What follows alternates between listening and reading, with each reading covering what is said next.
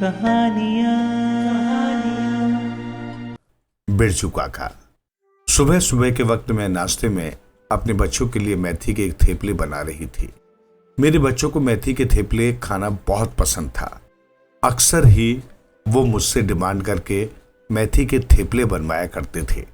नाश्ता करने के बाद बच्चे स्कूल चले गए और मैं अपने घर के कामों में लग गई। कुछ वक्त मैंने भी चाय के एक कप के साथ 2 मेथी के थेपले थाली में अपने लिए रख लिए। उन थेपलों को देखते ही मेरे दिमाग में बिरजू काका का चेहरा घूमने लगा। मुझे उनके हाथ के बने थेपले खाना बहुत पसंद था। वो जब भी अपने घर पर मेथी के थेपले बनाया करते थे तो मुझे जरूर बुलाया करते थे और ये थेपला बनाना मैंने उन्हीं से सीखा था। अब जब बात चली ही है तो फिर बिरजू काका की कहानी सुना देती। मैं कंगना अपनी माँ गौरी और पिता महेश के साथ दिल्ली के एक छोटे से शहर में रहा करती थी। मेरे घर के ठीक सामने एक छोटा सा पुराना टूटा फूटा मकान था जिसमें बिरजू काका रहा करते थे। बिरजू काका बिल्कुल अकेले थे। उनके आगे पीछे उनकी देख रेख करने वाला कोई नहीं था। वो खुद से ही अपना खाना बनाते थे, खुद से ही अपने कपड़े धोते थे और घर के अन्य काम भी वो खुद से ही किया करते थे। उम्र के साथ उनके चेहरे पर झुर्रियां आ गई थी। सर के और दाढ़ी के बाल सारे सफेद हो चुके थे। अपने कपकपाते से हाथों से वो सारा दिन कुछ न कुछ काम करते ही रहते थे। उन्हें बच्चे बहुत ज्यादा पसंद थे। अक्सर ही जब वो बाजार से अपने लिए दूध, सब्जियां या अन्य कोई सामान लेकर आते तो वो हमेशा अपने कुर्ते की जेब में बहुत सारी टॉफियां जरूर लेकर आते थे और जैसे ही गली में उन्हें बच्चे नजर आते तो अपने कुर्ते की जेब से निकालकर बिरजू काका एक एक टॉफी सभी बच्चों को दिया करते थे। मैं भी उन बच्चों में से एक थी। बिरजू काका हमेशा मुझे टॉफी दिया करते थे। उनकी वो टॉफी उस वक्त मुझे काजू कतली से भी ज्यादा अच्छी लगती थी। अक्सर ही मैं खेलते कूदते बिरजू काका के घर चली जाया करती थी। रविवार का दिन था। मैं नहा धोकर नीचे गली में बाकी बच्चों के साथ खेल रही थी। तभी मुझे बिरजू काका के घर से बड़ी ही प्यारी खुशबू आने लगी। खुशबू को सूंघते सूंघते मैं बिरजू काका के घर के अंदर दाखिल हो गई तो मैंने देखा कि बिरजू काका गर्मा गर्म मेथी के थेपले बना रहे हैं। बिरजू काका ने मुझे देखा और मुस्कुराए। मैंने कहा कि आप क्या बना रहे हैं? तब उन्होंने मुझे बताया कि वो मेथी के थेपले बना रहे हैं। ये उन्होंने अपनी माँ से बनाना सीखा था। मैंने कहा कि खुशबू बहुत अच्छी है, क्या मैं भी एक थेपला खा सकती हूँ? बिरजू काका ने कहा, क्यों नहीं, आओ बैठ जाओ, मैं तुम्हें गर्मा गर्म थेपला बनाकर देता हूँ। मैं बिरजू काका के पास ही जमीन पर एक खाली थाली हाथ में लेकर आलती पालती मारकर बैठ गई। बिरजू काका ने जल्दी से एक गर्मा गर्म थेपला मेरी प्लेट में रख दिया। मैंने जैसे ही उस थेपले का पहला निवाला अपने मुंह में डाला, मेरे मुंह में तो मानो जैसे रसों का भंडार घुल गया था। बिरजू काका के हाथ का बना वो मेथी का थेपला बहुत ज्यादा अच्छा था। मैं आराम से बैठकर गर्मा गर्म थेपले का मजा ले रही थी। मैंने बिरजू काका से कहा कि वो अकेले क्यों रहते हैं, उनके परिवार के बाकी लोग कहाँ चले गए हैं? बिरजू काका ने बताया कि उनके आगे पीछे कोई नहीं। उनका एक बेटा था जिसने बड़े होकर उनका साथ छोड़ दिया और वो हमेशा के लिए विदेश चला गया। मुड़कर उसने फिर पीछे कभी नहीं देखा। तब से काका अकेले ही रह गए थे। बिरजू काका की ये बात सुनकर मुझे बहुत दुख हुआ। तब मैंने बिरजू काका से कहा कि अब से आप अकेले नहीं हैं, अब से मैं हूं ना आपके साथ। बिरजू काका मुस्कुराए। उन्होंने प्यार से मेरे सर पर हाथ रख दिया। थेपले का मजा लेने के बाद मैं बाहर चली गई। अब बिरजू काका के साथ हुई सारी बातें मैंने अपनी माँ को बताई। रात का समय था। माँ और पापा खाना खा रहे थे। माँ ने मुझे पहले ही खाना खिलाकर मेरे कमरे में भेज दिया था। तभी मेरे कानों में मम्मी पापा के बातें करने की आवाज आ रही थी। मेरी माँ मेरे पिताजी से बोल रही थी कि न जाने वो कैसे बच्चे होते हैं जो अपने माता पिता का सहारा बनने की जगह उन्हें इस उम्र में अकेला छोड़कर चले जाते हैं। बेचारे बिरजू काका कितनी मेहनत करते हैं। जहां इस बुढ़ापे में उन्हें सहारे की जरूरत है आराम की जरूरत है वहां उन्हें इतना सब कुछ करना पड़ रहा है। पिताजी बोले कि अब इसमें हम क्या कर सकते हैं। हमने तो बहुत बार बिरजू काका से कहा है कि वो हमारे यहाँ खाना खा लिया करें, लेकिन वो बड़े ही ईमानदार और खुददार है। उनका मानना है कि जब तक हाथ पैर सही सलामत है तब तक किसी के आगे हाथ नहीं फैलाना है। मैं अपनी मम्मी पापा की सारी बातें सुन रही थी। छोटी उम्र में मुझे ज्यादा कुछ समझ नहीं आ रहा था, पर मैं इतना जरूर जान गई थी कि बिरजू काका के जीवन में एक परिवार की कमी है और मैं उनका परिवार बनना चाहती थी। अब मेरे पास जितना भी समय होता मैं बिरजू काका के साथ बिताने लगी थी। बिरजू काका मुझे अपने बचपन की, अपने बेटे की कई बातें बताया करते थे। उनकी बातों से मालूम होता था कि उन्हें अपने बेटे की कितनी ज्यादा याद आती है। जब कभी भी वो किसी बूढ़े व्यक्ति को अपने बेटे के साथ उसकी मदद करते हुए देखते तो उनकी आंखों में पानी आ जाया करता था। भले ही वो किसी से ये बात नहीं कहते थे, पर अंदर ही अंदर उनका दिल हर दिन अपने बेटे को याद करके टूट जाता था। लेकिन वो कैसा बेटा था जिससे अपने माता पिता की एक बार भी याद नहीं आई, जिसने मुड़कर कभी उन्हें नहीं देखा। ये सोचकर मुझे गुस्सा भी आ जाया करता था। बिरजू काका मुझसे मेरी पढ़ाई के सिलसिले में अक्सर ही बातचीत किया करते थे। वो मुझे हमेशा कहते थे कि पढ़ लिख कर मैं एक अच्छी इंसान बनूं, कभी भी अपने माता पिता का सर किसी भी बात से झुकने न दूं। मैं हमेशा उनकी हर बात को बड़ी बारीकी से और बड़े ध्यान से समझा करती थी। अब जहां सब बच्चों को एक टॉफी मिलती थी, मुझे 2 टॉफियां मिलने लगी थी। मुझे हर शाम बिरजू काका के बाजार से आने और उनसे टॉफी लेने का बड़ा बेसब्री से इंतजार रहा करता था। वक्त गुजरने के साथ साथ बिरजू काका और भी ज्यादा बूढ़े होते जा रहे थे। उनका बूढ़ा शरीर अब धीरे धीरे झुकने लगा था। चलने के लिए उन्हें अब एक लाठी का सहारा लेना पड़ता था। कभी कभी मैं उनका हाथ पकड़कर उन्हें चलने में मदद भी किया करती थी।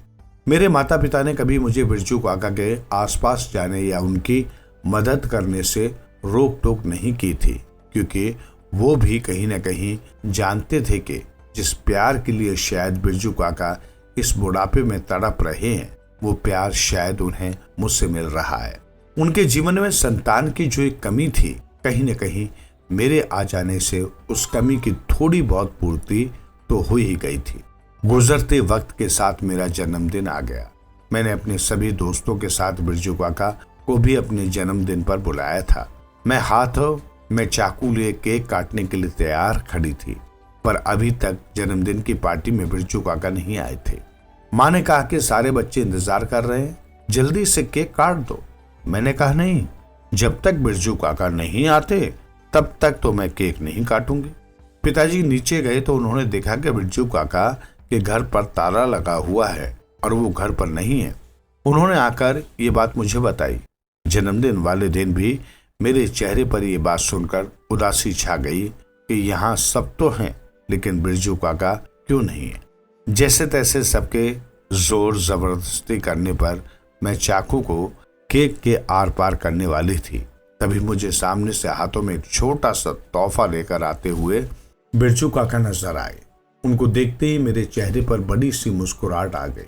मेरे माता पिता भी बिरजू काका को वहां देखकर बहुत खुश हो गए। मैंने खुशी खुशी अपने जन्मदिन का केक काटा और अपने माता पिता को केक खिलाने के बाद मैं भागकर बिरजू काका के पास गई। उनके पैर छूकर मैंने आशीर्वाद लिया और उन्हें केक खिलाया। उस वक्त बिरजू काका की आंखों में आंसू आ गए थे। उन्होंने प्यार से मुझे अपना आशीर्वाद दिया और मेरे छोटे छोटे हाथों में अपना लाया हुआ वो तोहफा दिखा दिया। मैंने जल्दी से बड़े ही उत्साह से उस तोहफे को खोला तो उसके अंदर एक बहुत सुंदर फ्रॉक था।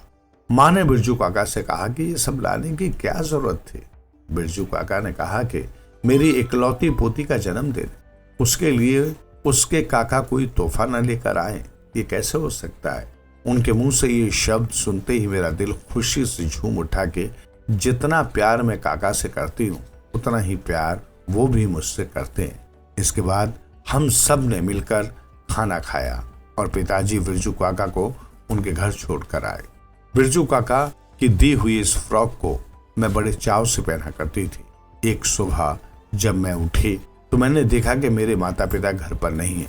मैंने इधर उधर उन्हें ढूंढा पर वो मुझे कहीं नहीं मिले। मैं भागकर घर की बालकनी पर गई तो मैंने देखा कि मेरे पिताजी नीचे एम्बुलेंस के पास खड़े हुए हैं और मेरी माँ बिरजू काका के घर को ताला लगा रही है। मुझे कुछ भी समझ नहीं आ रहा था। नंगे पांव भागती भागती मैं नीचे गई पर मेरे नीचे पहुंचते तक मेरे पिताजी एम्बुलेंस में बैठकर वहां से जा चुके थे। मैं माँ के पास गई और मैंने सवाल किया कि पिताजी कहाँ गए और आप बिरजू काका के घर पर ताला क्यों लगा रही हैं। माँ ने मुझे बताया कि बिरजू काका की तबीयत बहुत ज्यादा खराब हो गई है और उन्हें इमरजेंसी में अस्पताल ले जा रहे हैं। माँ की ये बात सुनकर मेरी आंखों से आंसू बहने लगे। मैंने कहा कि मेरे बिरजू काका ठीक तो हो जाएंगे ना। माँ ने मेरी आंखों से बहते हुए आंसू को साफ किया और कहा कि चिंता मत करो, मैं और तुम्हारे पापा बिरजू काका की पूरी मदद करेंगे। सुबह से शाम हो गई थी, न पिताजी घर आए थे और न ही बिरजू काका घर आए थे। मैं बार बार माँ से बिरजू काका के घर आने के बारे में पूछ रही थी। शाम के समय पिताजी ने माँ को फोन किया और कहा कि वो मुझे लेकर जल्दी से अस्पताल में आ जाए। माँ ने देरी न करते हुए जल्दी से घर को ताला लगाया और मुझे लेकर उस अस्पताल में गई जहां बिरजू काका भर्ती थे। हॉस्पिटल का वो नजारा देखकर तो मेरे होश उड़ गए। बिरजू काका के मुंह पर ऑक्सीजन मास्क लगा हुआ था। बहुत सारे डॉक्टर और नर्स उनके आसपास खड़े हुए थे। ग्लूकोज की नली उनके हाथ पर लगी हुई थी। अपने बिरजू काका को ऐसा देखकर मेरा नन्हा दिल बहुत ज्यादा रो रहा था। पिताजी डॉक्टर से कुछ बातें कर रहे थे। इसके बाद मेरे पिताजी मुझे और माँ को अंदर बिरजू काका के पास ले गए। पिताजी ने बिरजू काका से कहा कि मैं आ गई। बिरजू काका ने धीमे से अपना हाथ उठाकर मुझे अपने पास आने को कहा। मैं रोते रोते उनके पास चली गई। उन्होंने बड़े ही प्यार से धीरे से मेरे चेहरे को स्पर्श किया। शायद से वो उठकर मुझे गले लगाना चाहते थे पर उनके शरीर में इतनी हिम्मत नहीं थी कि वो उठ सके। उनकी आंखों में मैं उस वक्त बिल्कुल साफ साफ इस बात को पढ़ सकती थी। उन्होंने अपने कांपते हुए हाथों से मुझे कहा कि मेरे मैथी के थेपलों की याद तुम्हें हमेशा आएगी। अपना बहुत ज्यादा ख्याल रखना। तुमने मेरे जीवन में मुझे खुशी के वो पल दिए हैं जिनको मैं सदा तरसता था। अब मेरे जाने का वक्त आ गया है। बस आखिरी बार मैं तुम्हें देखना चाहता था। अब मैं आराम से इस दुनिया से जा सकता हूँ। इतना कहकर बिरजू काका की आंखों से आंसू गिरे और उन्होंने आंखें बंद कर ली और फिर कभी उन्होंने उन आंखों को नहीं खोला। बिरजू काका हम सबको छोड़कर जा चुके थे। मेरी माँ और पिताजी फूट फूट कर वहीं रोने लग गए थे। मुझे तो कुछ समझ ही नहीं आ रहा था कि अचानक से ये सब कुछ कैसे हो गया। कल तक बिरजू काका मेरे साथ खेल रहे थे, बात कर रहे थे। आज वो मुझे छोड़कर हमेशा के लिए भगवान के घर जा चुके थे। एक पल को तो मेरे लिए इन बातों पर यकीन करना बहुत ज्यादा मुश्किल हो गया था। मेरे माता पिता ने अपना कर्तव्य समझते हुए पूरे विधि विधान के साथ बिरजू काका का अंतिम संस्कार कर दिया। मेरे माता पिता हर साल बिरजू काका की बरसी मनाते हैं। आज मेरी शादी हो गई है, मेरे बच्चे हो गए हैं। मैं अपने जीवन में कहां से कहां आ गई हूं, लेकिन आज भी बिरजू काका की वो यादें मेरे दिल में इस कदर बसी हुई हैं जैसे मेरे माता पिता का प्यार। उनकी ये बात कि उनके मैथी के थेपले की मुझे सारी जिंदगी याद आएगी। वो सच थी और आज भी यही हो रहा था। काश कि जीवन में ये मिलना बिछड़ना कभी लिखा ही न होता। उम्र की कोई सीमा ही नहीं होती तो शायद आज मैं अपने बच्चों को अपने बिरजू काका से मिलवाती और उनके हाथ के बने हुए मेथी के थेपले अपने बच्चों को खिलाती। पर किस्मत के हाथों मजबूर मैं ऐसा कुछ नहीं कर सकती थी। मेरे जीवन में बिरजू काका की यादों के सिवा और कुछ भी नहीं है। मैं बस अपनी बातों के जरिए ही बिरजू काका का एक शब्द चित्र अपने बच्चों को बता सकती हूँ और आज भी भगवान से दुआ करती हूँ कि वो जहाँ भी हो खुश रहे। दूर के ढोल सुहावने। ध्वनि की माँ गौरी और पिता रूपेश अपनी बेटी के लिए कोई अच्छा लड़का देख रहे थे। ध्वनि बहुत ही ज्यादा सुलझी हुई और समझदार लड़की थी। काफी रिश्ते देखने के बाद भी ध्वनि के रिश्ते की कहीं बात नहीं बन रही थी। ध्वनि की बड़ी बहन सोना की शादी काफी साल पहले हो चुकी थी। ध्वनि को अपनी मां के बाद अगर किसी पर सबसे ज्यादा भरोसा था तो वो थी उसकी बहन सोना। ध्वनि अपनी सारी बातें खुलकर सोना से कहा करती थी। ध्वनि का अपने घर पर मन नहीं लग रहा था। एक दिन वो अपनी मां से बोलती है कि मुझे दीदी की बहुत ज्यादा याद आ रही है। मेरी दीदी के पास जाने का मन कर रहा है। क्या मैं कुछ दिनों के लिए सोना दीदी के घर रहने के लिए चली जाऊं? गौरी ध्वनि को सोना के घर जाने की अनुमति दे देती है। अगले ही दिन ध्वनि अपना बैग पैक करती है और जरूरत की सारी चीज रख लेती है और साथ ही सोना के लिए कुछ साड़ियां और तोहफे भी अपने साथ रख लेती है। रूपेश ध्वनि को बस में बैठा देता है। ध्वनि बस में बैठी अपनी और अपनी दीदी के बचपन के समय को याद करने लगती है। बचपन से ही सोना ने ध्वनि को हमेशा बहुत ज्यादा प्यार किया था। ध्वनि के लिए उसकी पहली माँ गौरी और दूसरी सोना ही थी। बचपन की हंसी ठिठोली और मस्ती मजाक को याद करते करते ध्वनि का सफर कैसे बीत जाता है उसे पता ही नहीं चलता है। शाम को ध्वनि सोना के घर पहुंच जाती है। ध्वनि को देखकर सोना बहुत ज्यादा खुश होती है और जल्दी से गले मिलकर अपनी बहन का स्वागत करती है। ध्वनि के आने से पहले ही सोना ने उसकी पसंद का सारा खाना बनाकर रखा हुआ था। तभी ध्वनि के जीजा जी मनीष भी आ जाते हैं। मनीष भी ध्वनि को अपने बच्चों की तरह ही प्यार किया करता था। कभी कभी तो ध्वनि सोना और मनीष के सामने एकदम बच्चों की तरह जिद किया करती थी और दोनों ही उसकी जिद को पूरा भी कर दिया करते थे। लगभग 10 दिन बीत जाते हैं। ध्वनि बड़े ही आराम से अपनी दीदी के साथ हंसी खुशी वक्त बिता रही थी। ऐसे ही एक दिन सोना के फोन पर गौरी का फोन आता है और गौरी बोलती है कि जब तक ध्वनि तुम्हारे पास है तब तक सोना तुम उसके लिए कोई अच्छा लड़का देख लो। वैसे भी हमेशा से कहती है कि उसे हमेशा अपनी दीदी के पास ही जाना है। तो अगर तुम्हारी नजर में कोई लड़का हो, तुम्हारे किसी रिश्तेदार की नजर में कोई लड़का हो तो उससे ध्वनि की बात चला लो।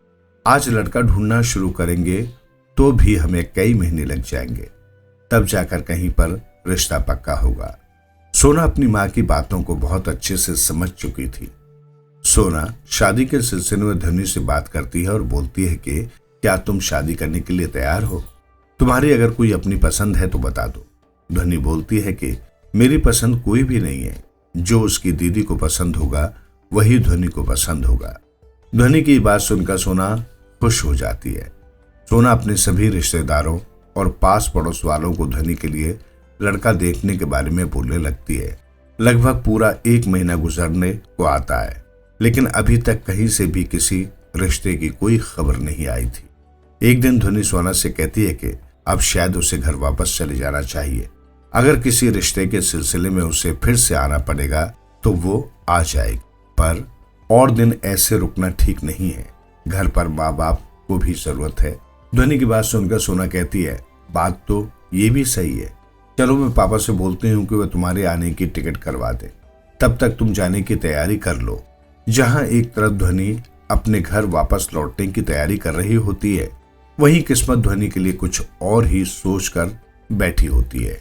रूपेश ध्वनि के आने की टिकट बुक करवाने के लिए स्टेशन जा ही रहा होता है कि तभी सोना का रूपेश के फोन पर फोन जाता है और सोना बोलती है कि अभी आप ध्वनि की टिकट बुक मत करवाओ, उसके लिए एक बहुत अच्छे घर से लड़के का रिश्ता आया है और किस्मत से वो लड़का उन्हीं की जान पहचान का भी है। आप और माँ एक बार यहाँ पर आ जाओ।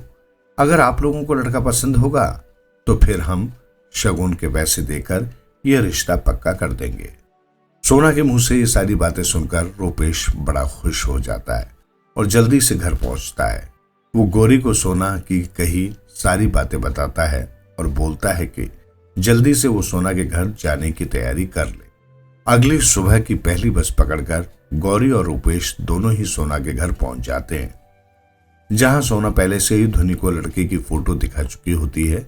ध्वनि ने लड़के की फोटो देखकर उसके साथ मिलने के लिए हाँ बोल दिया था। अभी तक तो सब कुछ ठीक चल रहा था, अब बारी थी लड़के वालों से मिलने की।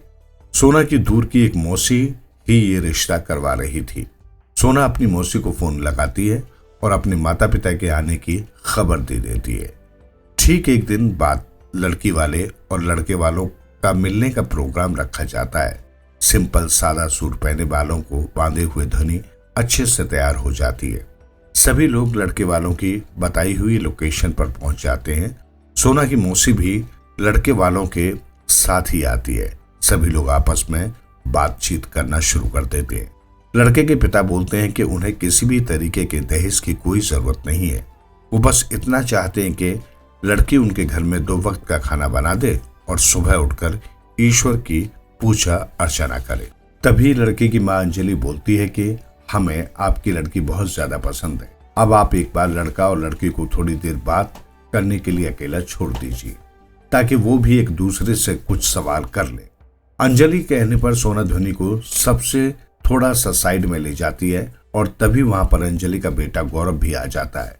गौरव ध्वनि से बोलता है कि मेरे पास पूछने के लिए कोई सवाल ही नहीं है, कुछ समझ नहीं आ रहा कि आपसे क्या कहूं। ध्वनि शर्मा जाती है और कहती है कि कुछ ऐसा ही उसके साथ भी हो रहा है।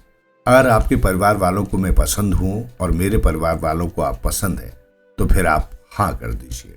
बाकी अगर आपके दिल में कोई बात है तो आप मुझे बता सकते हैं। गौरव शर्माता है और कहता है कि मुझे भी आप पसंद है। दोनों हंसते मुस्कुराते से सबके पास वापस आ जाते हैं। अब दोनों तरफ की हाँ सुनकर दोनों परिवार आपस में रिश्ता पक्का कर देते हैं। अब रिश्ता तो जुड़ गया था और बात थी सगाई की। अब क्योंकि गौरव का परिवार ध्वनि के परिवार से थोड़ा ज्यादा अमीर था और उनके पास ध्वनि के परिवार के मुकाबले सुख सुविधा ज्यादा थी, इस वजह से वो हर चीज में अपने आप को बहुत ही ज्यादा ऊपर दिखाया करते थे। एक दिन गौरी अंजलि को फोन करती है और कहती है कि अब उन्हें बच्चों की सगाई कर देनी चाहिए। अंजलि कहती है कि हम भी यही सोच रहे हैं, आप हमें तारीख बता दीजिए, फिर उसी दिन सारा अरेंजमेंट कर लेते हैं। गौरी कहती है कि वो अपने पंडित जी से पूछकर तारीख बता देगी। गौरी और रूपेश दोनों ही अपने पंडित जी के पास जाते हैं और सगाई की तारीख निकलवाते हैं, जिसके बाद वो तारीख गौरव के घर वालों को बता दी जाती है। सगाई से कुछ दिन पहले अंजलि ध्वनि की मां को फोन करती है और बोलती है कि सगाई में दिए जाने वाले सारे कपड़े एक से बढ़कर एक होने चाहिए और उनके सारे रिश्तेदार बहुत ही ज्यादा अमीर और सुख सुविधा के आदी हैं। इस वजह से जिस जगह पर सगाई का प्रोग्राम किया जाए वो जगह बहुत ही ज्यादा अच्छी होनी चाहिए और किसी तरीके की कोई कमी नहीं होनी चाहिए। गौरी सारी बातों में हाँ पर हाँ करती जाती है। गौरव के परिवार के बताए अनुसार सगाई की सारी तैयारियां हो जाती हैं और सगाई का फंक्शन भी बहुत अच्छे से हो जाता है। रूपेश और गौरी खूब धूम धड़ाके से अपनी बेटी की सगाई करते हैं। सगाई के बाद ही ध्वनि और गौरव का नंबर भी आपस में एक्सचेंज करवाया जाता है और उन दोनों के बीच बातचीत होना शुरू हो जाती है। गौरव हमेशा ही ध्वनि को अपने पैसे और अपनी पसंद के बारे में काफी कुछ बताया करता था। ऐसे ही एक दिन ध्वनि सोना को फोन करती है और बोलती है, दीदी जितना ये लोग हमें दिखा रहे हैं, क्या सच में ये लोग इतने ही ज्यादा अच्छे हैं? मैं ये नहीं कहती कि आज के जमाने में अच्छे लोग नहीं हैं, पर पता नहीं क्यों मुझे अंदर ही अंदर ऐसा लगता है कि जैसे ये सब कुछ बहुत ही ज्यादा दिखावटी सा है। गौरव मुझे बात बात पर अपने पैसे, अपने घर, अपनी गाड़ी, इन सब चीजों का एक अलग सा ही घमंड दिखाता है। ऐसा लगता है जैसे वो बात बात पर मुझे नीचा दिखाने की कोशिश करता है। मुझे कुछ समझ नहीं आ रहा था, तो इसलिए मैंने ये सारी बातें आपसे कह दी। कहीं हम कोई गलती तो नहीं कर रहे हैं? सोना ध्वनि की सारी बातों को समझती है और उसे समझाते हुए बोलती है कि ऐसा कुछ भी नहीं। कुछ लोगों को बस आदत होती है कि उनके पास बहुत सारी चीजें हैं तो उसका थोड़ा शो ऑफ भी करते ही है। उसे इतना सोचने की जरूरत नहीं है, सब कुछ अच्छा ही होगा। गौरव हमेशा से ही ध्वनि को ऐसा बनकर दिखाता था कि जैसे ध्वनि से ज्यादा जरूरी तो उसके जीवन में कुछ है ही नहीं। जो ध्वनि कहेगी वही उसके लिए सबसे ज्यादा जरूरी होगा। अब गौरी और रूपेश जल्दी से जल्दी अपनी बेटी की शादी करना चाहते हैं, जिसके लिए वो गौरव के परिवार वालों को बार बार शादी पक्की करने के लिए बोलते हैं, लेकिन बार बार गौरव के परिवार वाले कोई न कोई बहाना बनाकर शादी की बात को टाल मटोल कर देते हैं। इस बात से रूपेश और गौरी दोनों ही चिंता में आ जाते हैं और रूपेश एक दिन गौरी से बोलता है कि हो न हो कोई बीच की बात जरूर है, कोई ऐसी बात है जो ये लोग हमसे छुपा रहे हैं। 3-4 बार हम उन लोगों को शादी की डेट पक्की करने के लिए बोल चुके हैं, लेकिन हर बार वो कोई न कोई बहाना बनाकर डेट को आगे से आगे ले जा रहे हैं। सारे रिश्तेदार हमसे सवाल जवाब कर रहे हैं। अगर ऐसा ही चलता रहा तो हम क्या करेंगे? गौरव के परिवार वालों के ऐसे व्यवहार के चलते अब ध्वनि के परिवार में काफी ज्यादा तनाव का माहौल बन गया था। गौरव ने भी अचानक ही ध्वनि से बातचीत करना काफी कम कर दिया था। ध्वनि को लगता था कि गौरव शायद अपने काम में बिजी है, इसलिए वो उससे कम बात कर पाता है, जिस वजह से ध्वनि इस बात का जिक्र घर में और अपनी सोना दीदी से भी बिल्कुल नहीं करती। एक बार जब रूपेश और गौरी सोना के घर जाते हैं तो ध्वनि भी उनके साथ ही जाती है। गौरव के परिवार वालों को जैसे इस बात की खबर होती है कि ध्वनि और उसके परिवार वाले आए हैं तो वो सोना के घर उनसे मिलने के लिए पहुंच जाते हैं। ध्वनि को देखकर गौरव बहुत ज्यादा खुश हो जाता है और वो ध्वनि से बात करने के लिए उसके पास जाता है। हमेशा की तरह आज भी वो लोग अपनी अमीरी और अपने पैसे का खूब प्रचार करते हैं और वहां से चले जाते हैं। उन लोगों की जाती ही सोना की मौसी, जो कि ये रिश्ता पक्का करवा रही थी, वो सोना के घर आती है और बोलती है कि ध्वनि और गौरव के रिश्ते को यहीं पर तोड़ दो, इन दोनों की शादी नहीं हो सकती।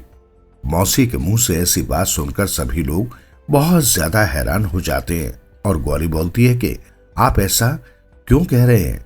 हम तो यहाँ पर रिश्ते की बात पक्की करने आए हैं और आप हैं कि रिश्ता तोड़ने की बात कर रही हैं। तभी मौसी बताती है कि वो लोग जितना अपने पैसे और अमीरी का प्रचार करते हैं, असल में तो उनके पास ऐसा कुछ है ही नहीं। जिस मकान में वो रह रहे हैं वो मकान भी उन्होंने गिरवी रखा हुआ है, साथ ही वो दहेज की भी मोटी मांग कर रहे हैं। ये बात उन्होंने आपसे नहीं कही लेकिन मुझे कही है। मौसी ऐसा बोल ही रही होती है कि तभी एक फोन की बेल बजती है और वो फोन और किसी का नहीं बल्कि गौरव का था, जो गलती से सोना के घर पर ही रह गया था। गौरव के फोन पर किसी लड़की का फोन आ रहा था। ध्वनि जैसे ही फोन उठाकर कान पर लगाती है तो सामने से वो लड़की बहुत ही प्यार भरी बातें बोलना शुरू कर देती है। ध्वनि बिना कुछ बोले ही फोन काट देती है और गौरव का पूरा फोन चेक करती है, जिसमें गौरव न जाने कितनी ही लड़कियों से रात दिन बातें कर रहा था। ये सब कुछ देखकर तो ध्वनि के पैरों तले जमीन ही खिसक जाती है। उसकी आंखों से आंसू बहते हैं कि इतने समय से वो जिस लड़के पर आंख बंद करके इतना भरोसा कर रही थी, वो लड़का ऐसा निकला।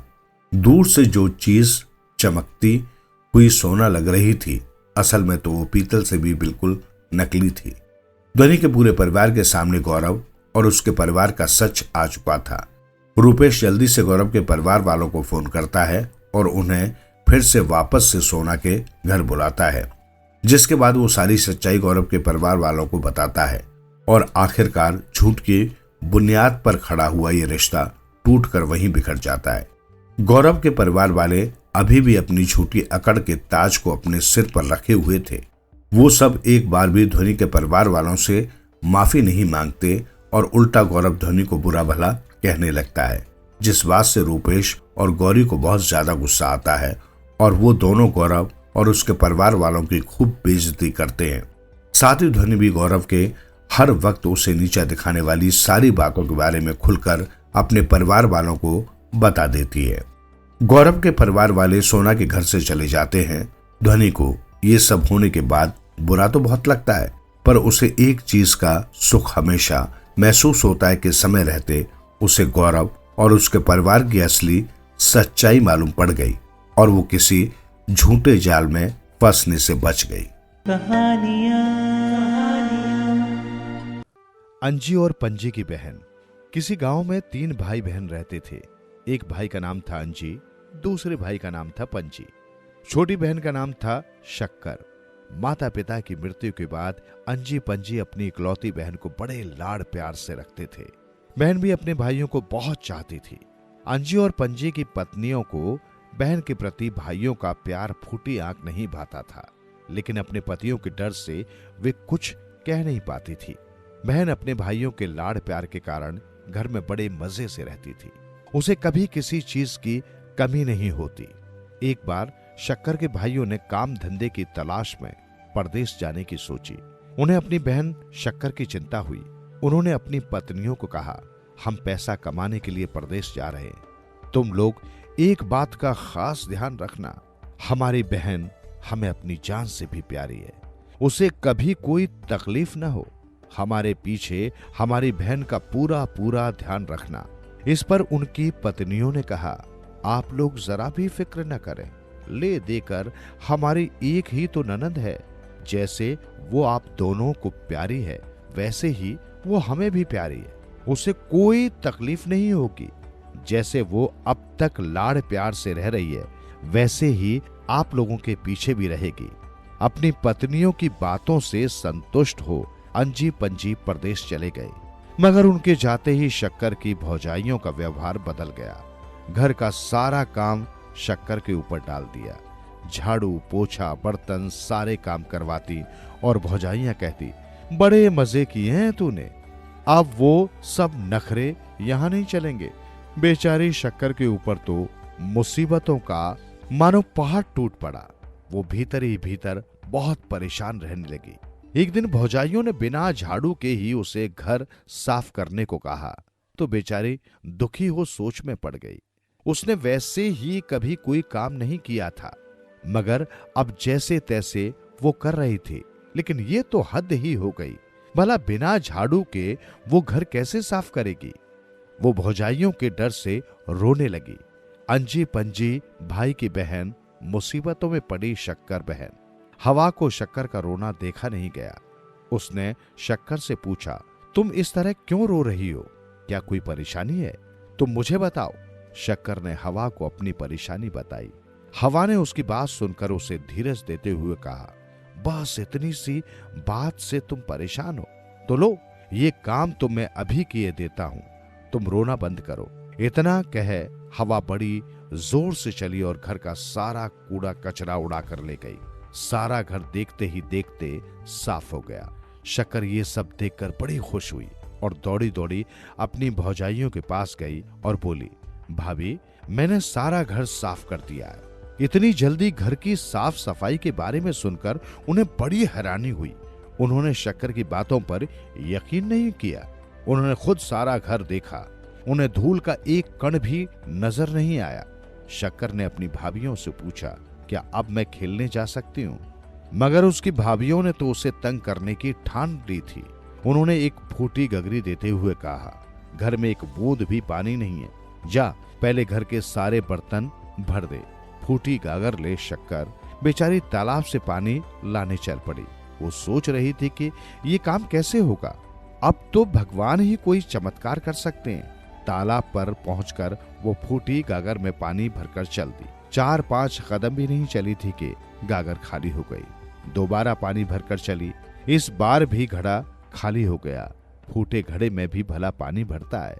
इस तरह बेचारी ने कितने ही चक्कर लगा लिए, मगर एक बूंद भी पानी घर नहीं ले जा पाई। अंत में बेचारी थक हार कर बैठ गई और रोने लगी। अंजी पंजी भाई की बहन, मुसीबत में पड़ी शक्कर बहन। शक्कर को रोते देख तालाब के मेढकों का दिल पसीज गया। उन्होंने उससे पूछा, लड़की तुम क्यों रो रही हो, तुम्हें कौन सा दुख है, मुझे बताओ। शक्कर ने रोते रोते अपना सारा हाल बताया। मेढकों ने कहा, इसमें घबराने की क्या बात है, हम तुम्हारी मदद करेंगे। इतना कह कुछ मेढक गागर में कूदकर छेद वाली जगह पर बैठ गए। शक्कर ने उसमें पानी भरकर घर के सारे बर्तन भर दिए। फिर शक्कर ने अपनी भौजाइयों से जाकर कहा, भाभी मैंने घर के सभी बर्तन पानी से भर दिए, क्या अब मैं खेलने जाऊं? शक्कर को इतने मुश्किल काम बड़ी आसानी से निपटाते देख वे अचरज में पड़ गई। उन्होंने नाराज होते हुए कहा, बड़ी आई खेलने वाली, चल अभी तो बहुत से काम पड़े। और उस बेचारी को एक बड़ा ही मुश्किल काम दिया, जा रस्सी के बिना ही जंगल से लकड़ियों का गट्ठर ले आ। बेचारी शक्कर बड़े ही दुखी मन से जंगल में लकड़ियां इकट्ठी करने चल पड़ी। जंगल में पहुंचकर लकड़ियां बीन बीन कर वे उन्हें इकट्ठी करने लगे। लकड़ियां इकट्ठी करने के बाद बिना बांधे उन्हें घर कैसे ले जाए, यही सोच वो अपने भाइयों को याद कर जोर जोर से रोने लगी। अंजी पंजी भाई की बहन, मुसीबत में पड़ी शक्कर बहन। तभी उधर से नागराज निकले। शक्कर को इस तरह रोते और विलाप करते देख उन्हें उस पर बड़ी दया आई। वो बोले, क्या बात है बेटी, तू इस तरह क्यों विलाप कर रही है? शक्कर ने अपनी सारी दुख भरी कहानी कह सुनाई। नागराज बोले, अरे बेटी, तू इतनी सी बात के लिए रो रही है? मैं अभी इन लकड़ियों के गट्ठर पर लिपट जाता हूँ, तू उन्हें उठाकर घर ले चल, लेकिन तू डरना मत। शक्कर उसकी बात मान गई। नागराज लकड़ियों के गट्ठर पर अच्छी तरह लिपट गए। शक्कर लकड़ियों उठाकर घर ले गई। लकड़ियों का गट्ठर उसने आंगन में रख दिया। नागराज तुरंत ही वहां से चले गए। शक्कर की भाभियां इतनी सारी लकड़ियां देखकर भौचक्की रह गई। शक्कर ने फिर उनसे पूछा, मैं खेलने जाऊं भाभी? क्या अभी कोई काम बचा हुआ है? शक्कर की भाभियां गुस्सा होते हुए बोली, चल जा, पहले जंगल से ढोरों को चारा ला। बेचारी शक्कर ढोरों को ले जंगल की ओर चली गई। उसने ढोरों को मैदान में घास चरने छोड़ दिया और खुद एक ऊंचे पेड़ पर चढ़ गई। वो दूर दूर देखने लगी, शायद उसके भाई परदेश से वापस आते दिख जाए, मगर उसे अपने भाई दिखाई नहीं दिए। इसी तरह दुख उठाते हुए बेचारी शक्कर किसी तरह अपने दिन गुजार रही थी। हमेशा वो पेड़ पर चढ़ अपने भाइयों की राह देखा करती। एक दिन उसके दोनों भाई परदेश से लौटे। इत्तेफाक से दोनों भाई आराम करने के लिए उसी पेड़ के नीचे बैठे। हमेशा की तरह शक्कर भी उसी पेड़ पर चढ़ी अपने भाइयों का इंतजार कर रही थी। अपने भाइयों को देख मारे खुशी के उसकी आंखों से आंसू टपकने लगे। नीचे बैठे भाइयों के चेहरे पर जब आंसू की बूंदें पड़ी तो वे चौंक पड़े। उन्होंने जब ऊपर देखा तो उन्हें अपनी बहन शक्कर नजर आई। वे आश्चर्यचकित रह गए। शक्कर अपने भाइयों के गले लग खूब रोई और भाभियों की सारी करतूत बताई। भाइयों को बड़ा गुस्सा आया। उन्होंने मक्खी बना शक्कर को अपनी जेब में रख लिया और फिर वे घर पहुंचे। अपने पतियों को घर आया देख उनके होश उड़ गए। अंजी पंजी ने आते ही पूछा, हमारी प्यारी बहन शक्कर कहाँ है? अंजी पंजी की पत्नियां बहाना बनाते हुए कहने लगी, यहीं कहीं खेल कूद रही होगी, अभी बुलाकर लाती हूँ, तब तक आप दोनों आराम करें। आप लोगों के जाने के बाद तो वो हमारी एक भी नहीं सुनती है। अंजी पंजी ने गुस्से में कहा, तुम दोनों ने उसे कहीं भेजा तो नहीं? वे दोनों एक दूसरे का मुंह देखने लगी। तभी अंजी और पंजी फिर बोले, चुप क्यों हो, जल्दी बोलो, कहाँ भेजा है? उन दोनों ने कहा, नहीं नहीं, भला हम उसे कहाँ भेजेंगे? अंजी पंजी अपनी पत्नियों का झूठ पर झूठ बोलते देख उन पर लाल पीले होते हुए गरजे, तो क्या हमारी बहन खुशी से जंगल में ढोर चराने गई है? उन दोनों के काटो तो खून नहीं। वे डर के मारे बोली, नहीं नहीं, हमने उसे ढोर चराने नहीं भेजा। अंजी पंजी ने अपनी बहन को मक्खी से लड़की बनाकर उनके सामने खड़ा कर दिया तो उनके होश उड़ गए। दोनों भाई गुस्से में तो थे ही। उन्होंने घर से उनको निकाल दिया और बोले, चली जा अपने मायके और फिर कभी अपनी शक्ल नहीं दिखाना। उसके बाद तीनों भाई बहन बड़े सुख से रहने लगे। फकीर से कौन जीत सकता है? मध्य भारत के किसी गांव में एक महान फकीर रहा करता था। वो ज्ञानी होने के साथ साथ करुणाशील भी था। वो किसी से अनावश्यक भेंट भी नहीं स्वीकारता था। बड़ा ही सादगीपूर्ण जीवन था उसका। एक कक्ष के झोंपड़े में वो रहता था। पूंजी के नाम पर उसके पास चंद बर्तन और 2 कंबल के अलावा कुछ न था। अब उन कंबलों को चाहे वस्त्र कह दो या उसका ओढ़ना बिछोना, परंतु ओढ़ने बिछोने के नाम पर जो कुछ भी उसके पास था बस वही था। स्वाभाविक तौर पर जब इतना महान फकीर था तो पूरा गांव उसकी बड़ी इज्जत भी करता था। और उनकी जो बात मैं बताने जा रहा हूँ वो सर्दी के मौसम की है। बड़े कड़ाके की ठंड पड़ रही थी उन दिनों। ठंड की ऐसी ही एक रात्रि को हमेशा की तरह फकीर अपने एक कंबल ओढ़े व एक बिछाए सो रहा था। अब फकीर तो वही है जो स्वयं के भरोसे जीते हैं। सो झोपड़े के दरवाजे पर सांकल वगैरह लगाने का भी सवाल नहीं उठता था। उधर उसी समय एक भूखा चोर गांव में तफरी पर निकल पड़ा। उसे अन्य कहीं घुसने में तो सफलता नहीं मिली, परंतु चूंकि फकीर का द्वार खुला था सो वो चोरी करने वहीं घुस गया। अंधेरे में 10-1 मिनट तक उसने पूरा झोंपड़ा टटोला, पर उसे एक छोटा भगोना व टूटे गिलास के अलावा कुछ न मिला। अब इस मौसम में ये 2 टूटे फूटे बर्तन प्राप्त करने हेतु तो उसने ये कष्ट नहीं उठाए थे, सो स्वाभाविक तौर पर वो निराश हो गया। इधर फकीर की नींद क्या, वो तो पहली आहट से ही जाग गया था, परंतु फकीर भी फकीर था। वो आंखें बंद किए ही इस तमाशे का मजा ले रहा था। उधर चोर को अंत में जब कुछ न सूझा तो उसने फकीर का ओढ़ा हुआ कंबल ही झपट लिया। कम से कम कुछ आत्मसंतोष तो मिलना चाहिए।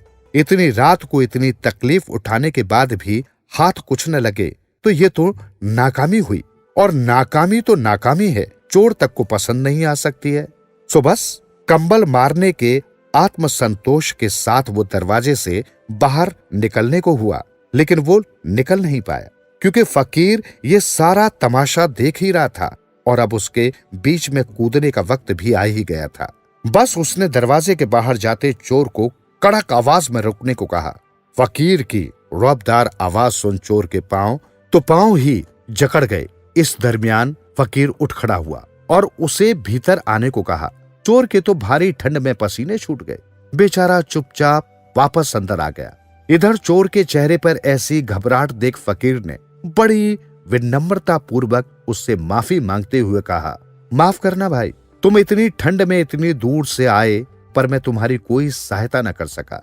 घर में कुछ है ही नहीं जो तुम्हें संतुष्ट कर पाऊं, लेकिन अगली बार आना हो तो इतला करके आना।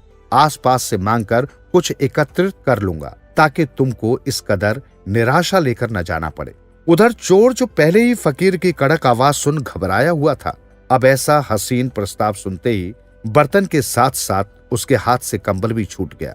बौखला तो ऐसा गया कि बिना कुछ लिए ही भागने को हुआ। ये देख फकीर ने फिर गरजते हुए उससे कहा, जो लेकर जा रहे थे वो सब तो लेकर ही जाना होगा, और हाँ, जाते वक्त ये दरवाजा जरा सरका देना ताकि मैं ठंड से बच सकूं। बेचारा चोर, वो तो रुआबदार आवाज के संबोधन में फकीर का हर हुक्म मानने को बाध्य हो गया। उसने वो फेंका कंबल व बर्तन फिर उठाए और जैसा कि फकीर ने कहा था, दरवाजा आड़ा कर चलते बना। यहाँ तक तो सब ठीक, पर सुबह होते होते तो वो पकड़ा भी गया। वो तो पकड़ा ही जाना था क्योंकि फकीर के कंबल से पूरा गांव परिचित था। स्वाभाविक तौर पर सबको उस चोर पर बड़ा क्रोध भी आ रहा था। दुष्ट को चोरी करने के लिए क्या ये सज्जन फकीर का ही झोंपड़ा मिला? बस पकड़कर उसे पंचायत में पेश कर दिया गया। पूरी पंचायत भी चोर से सख्त नाराज हो उठी। सबका मन तो कर रहा था कि फकीर के यहाँ चोरी करने वाले को तो फांसी की सजा दी जानी चाहिए। खैर, उधर पंचायत में चोर की सजा को लेकर बकझक चल ही रही थी कि उड़ते उड़ते ये खबर फकीर के पास भी जा पहुंची कि चोर पकड़ा गया है और पंचायत उसे सजा जल्द ही सुनाने वाली है। खबर सुनते ही फकीर दौड़ा दौड़ा पंचायत जा पहुंचा। उसने वहां जाकर साफ कहा कि ये कंबल व बर्तन उसने चुराए नहीं, बल्कि मैंने ही उसे ये सब ले जाने को कहा था। ये तो बड़ा ही सज्जन व्यक्ति है। इसने तो जाते जाते मुझे ठंड न लगे इस ख्याल से घर का दरवाजा तक अड़ा दिया था। खैर, फकीर के बयान के बाद पंचायत के पास चोर को सजा देने का कोई उपाय नहीं बचा था, सो चोर को छोड़ दिया गया। अब चोर सजा से तो बच गया, परंतु फकीर द्वारा करी गई करुणा में उलझ गया। पंचायत से निकलते ही उसका रो रोकर बुरा हाल हो गया। वो रोते हुए सीधा फकीर के चरणों में गिर पड़ा। यही नहीं, उसने फकीर से अपना सेवक बनाने की रट ही पकड़ ली। कुछ आनाकानी कर फकीर ने उसे सेवा का मौका देना तय किया और उसे अपने साथ घर ले आया। कहने की जरूरत नहीं कि उस चोर के साथ साथ फकीर के कंबल व बर्तन भी घर वापस लौट आए।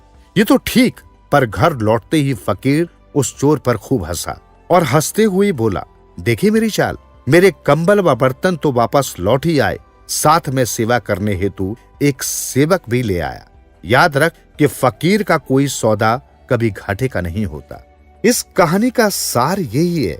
इसे कहते हैं आत्मविश्वास। आत्मविश्वास मनुष्य की अपनी मानसिक क्षमता है और ये मानसिक क्षमता कभी दूसरे के भरोसे नहीं आ सकती। वो दूसरा कोई क्षमतावान व्यक्ति हो या कोई महान सिद्धांत, वो दूसरा फिर चाहे बड़े से बड़ा धन हो या सत्ता का कोई शिखर। ध्यान रख ही लो कि धन, व्यक्ति, वस्तु, विचार, धर्म या सत्ता में ऐसा कुछ भी नहीं जो मनुष्य को आत्मविश्वास से भर सके। मनुष्य का आत्मविश्वास सिर्फ उसकी अपनी प्रतिभा के प्रति ही हो सकता है। जैसा कि उपरोक्त उदाहरण में फकीर को अपनी फकीराई पर था।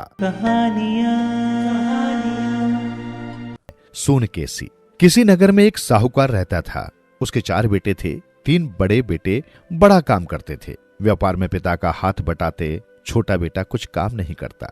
साहूकार छोटे बेटे से नाराज रहता था। साहूकार की पत्नी छोटे बेटे को बहुत चाहती थी।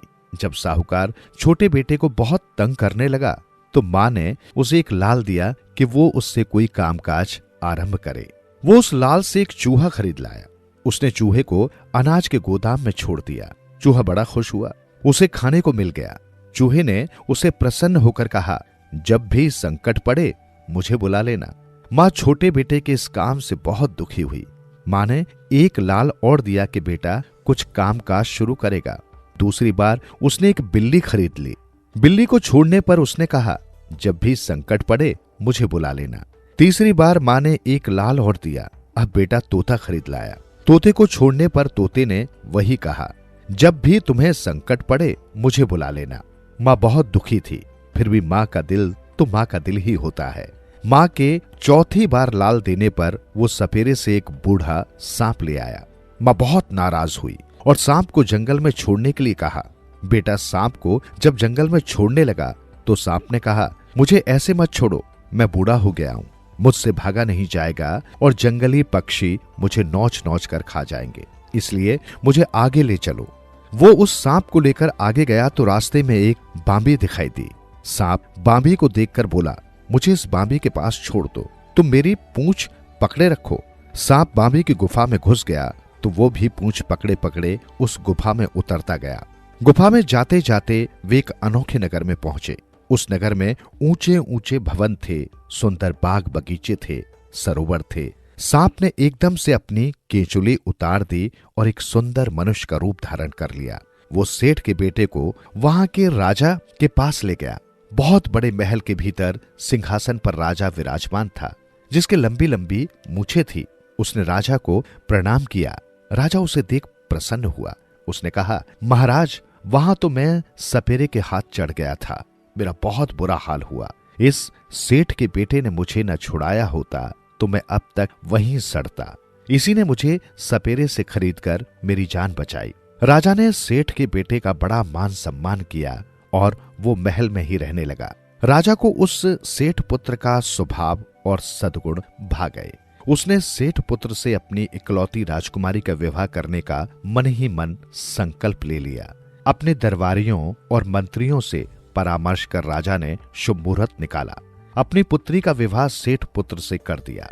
सेठ पुत्र उस राजकुमारी के साथ आराम से महल में रहने लगा।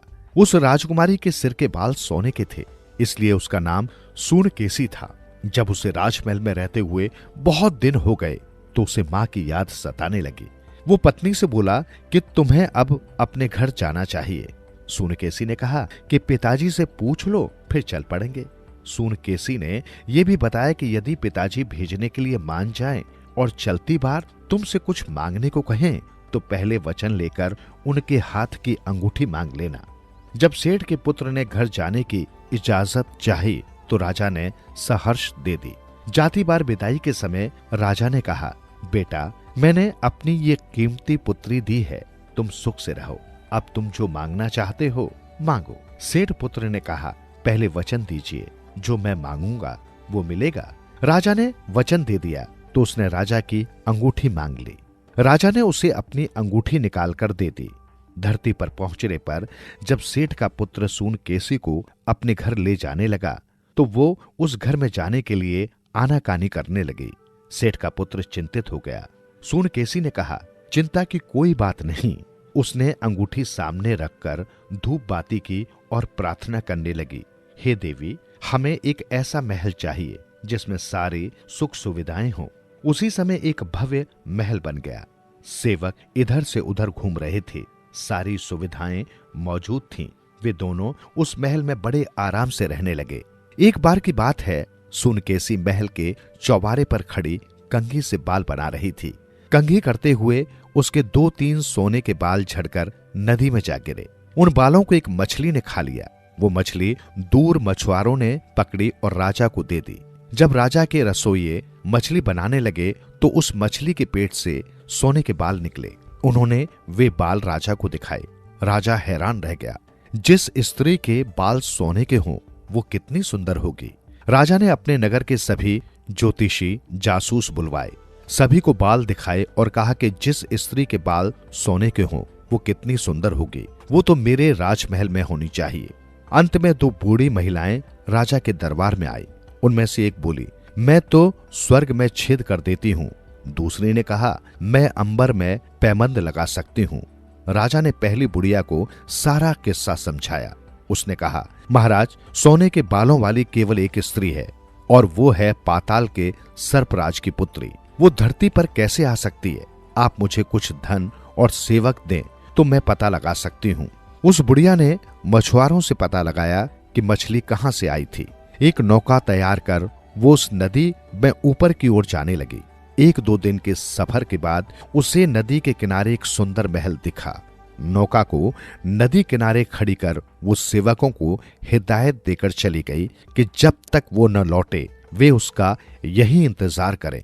बुढ़िया ने महल के आसपास जाकर पता किया कि वहां कौन कौन रहते हैं। आसपास के लोगों से उसे पता लग गया कि महल में बहुत सुंदर स्त्री रहती है। उसे विश्वास हो गया कि ये सूनकेसी ही होगी। एक दिन जब सेठ पुत्र बाहर चला गया तो बुढ़िया महल में गई। वो भीतर जाते ही सूनकेसी से गले मिली और पूछने लगी, अरे मेरी भांजी, तू यहाँ कैसे? सूनकेसी हैरान रह गई कि ये मौसी कहाँ से आ गई। उसने कहा, मेरी तो कोई मौसी नहीं है, तुम मेरी मौसी कब बन गई? बुढ़िया ने कहा, तुम तब बहुत छोटी थी जब मैं धरती पर आई थी। तुम वहां की बातें सुनाओ, क्या हाल है? मुझे तो आए बहुत दिन हो गए हैं। सूनकेसी ने जब पाताल की बातें सुनी तो उसे विश्वास होने लगा कि हो न हो ये बुढ़िया मेरी मौसी ही है जो कभी पहले पाताल से आई हो। शाम को जब सेठ पुत्र लौटा तो सूनकेसी ने उसे बताया कि ये मौसी है जो पहले पाताल से आई है। बुढ़िया वहां आराम से रहने लगी। बुढ़िया ने उनके साथ रहकर सभी रहस्य पता कर लिए। पाताल से आना, साथ में जादुई अंगूठी के चमत्कार, सोने के बाल, सब कुछ उसने जान लिया। इतना कि सेठ के पुत्र से चूहे, बिल्ली, तोते के वचन भी पता कर लिए। एक दिन जब सेठ का लड़का घर में नहीं था, बुढ़िया सूनकेसी को सैर कराने के बहाने बाहर ले गई। कुछ आगे जाने पर उसने अपनी चप्पलें घर में छूटने का बहाना किया और महल में लौट आई। बुढ़िया ने महल में आकर चप्पलें तो पहन ली लेकिन अंगूठी भी निकाल ली। अंगूठी छिपाकर वो सूनकेसी को नदी किनारे तक ले गई। वहां नौका खड़ी थी। बुढ़िया ने नौका विहार के बहाने सूनकेसी को नौका में बिठा दिया। नौकरों को चुपके से इशारा कर दिया कि नौका को जल्दी से नीचे ले चलो।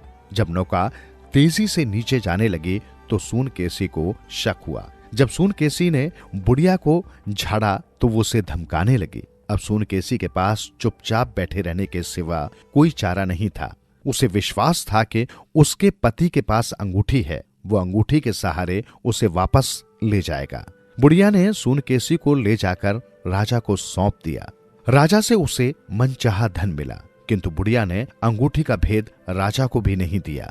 राजा सूनकेसी पर मोहित तो था पर उससे डर भी रहा था। उसने हौसला कर सूनकेसी से कहा, तुम डरो मत, मैं तुम्हें यही रानी बनाकर रखूंगा, जो कहोगी मैं वही करूंगा। सूनकेसी ने कहा, राजन, ये बुढ़िया मुझे धोखे से यहाँ लाई है, तुम्हें मेरी एक बात माननी होगी। राजा ने कहा, मैं तुम्हारी हर शर्त मानने को तैयार हूँ, तुम कहो तो सही। सूनकेसी ने कहा, तुम 6 महीने तक मुझे न छूना, उसके बाद मैं हर बात मानूंगी। राजा ने उसकी शर्त मान ली। सूनकेसी को पता था उसका पति उसे ढूंढ ही लेगा। जब सेठ का पुत्र महल में लौटा तो सूनकेसी को वहां न पाकर बहुत दुखी हुआ। उसे शक तो हो गया, जब अंगूठी ढूंढी तो वो भी नहीं मिली। अचानक उसे अपने मित्रों की याद आई जिन्होंने बुरे समय में उसकी मदद करने की बात की थी। उन्हें स्मरण करते ही वे सभी वहां आ गए। उसने मित्रों से कहा, मित्रों, मेरी सूनकेसी को कोई ले गया है, तुम सब उसे ढूंढो या मेरी अंगूठी ढूंढ दो, नहीं तो मैं मर जाऊंगा। वे तीनों मित्र आपस में सलाह करने लगे। तीनों ने ये निर्णय लिया कि तोता उड़ सकता है, वो दूर तक उड़कर खोज खबर ले, फिर अपना काम होगा। तोते ने उड़कर चारों ओर पता किया, उसने सूनकेसी को ढूंढ लिया और मित्रों को बताया कि सूनकेसी तो फला राजा के महल में है, किंतु अंगूठी उसके हाथ में नहीं है। अब चूहा और बिल्ली उस बुढ़िया को ढूंढने लगे। वे दोनों बुढ़िया के घर पहुंच गए। तोता बाहर बैठा रहा। वे दोनों घर के भीतर जाकर प्रतीक्षा करने लगे। बुढ़िया घर आ गई। उसने अंगूठी उंगली में डालकर रखी थी। जब रात को वो सोने लगी तो उसने अंगूठी मुंह में डाल ली और सो गई। चूहे ने अपनी पूंछ सोई हुई बुढ़िया के नाक में घुसेड़ दी। बुढ़िया को छींक आई और अंगूठी धरती पर गिर गई। बिल्ली ने झट अंगूठी को उठाया और बाहर भागी। चूहा भी बाहर भागा। इन दोनों को देख तोता भी आ गया। तोते ने अंगूठी मुंह में डाली और ऊपर उड़ने लगा। इतने में सवेरा हो गया। दूसरी ओर से तोतों का झुंड टें टें करता आया तो इस तोते से भी रहा न गया। जैसे ही उसने टेंटे के लिए मुंह खोला, अंगूठी नदी में गिर गई। तोता अब पुनः साथियों के इंतजार में बैठ गया। जब चूहा और बिल्ली आए तो तोते ने बताया कि अंगूठी तो नदी में गिर गई।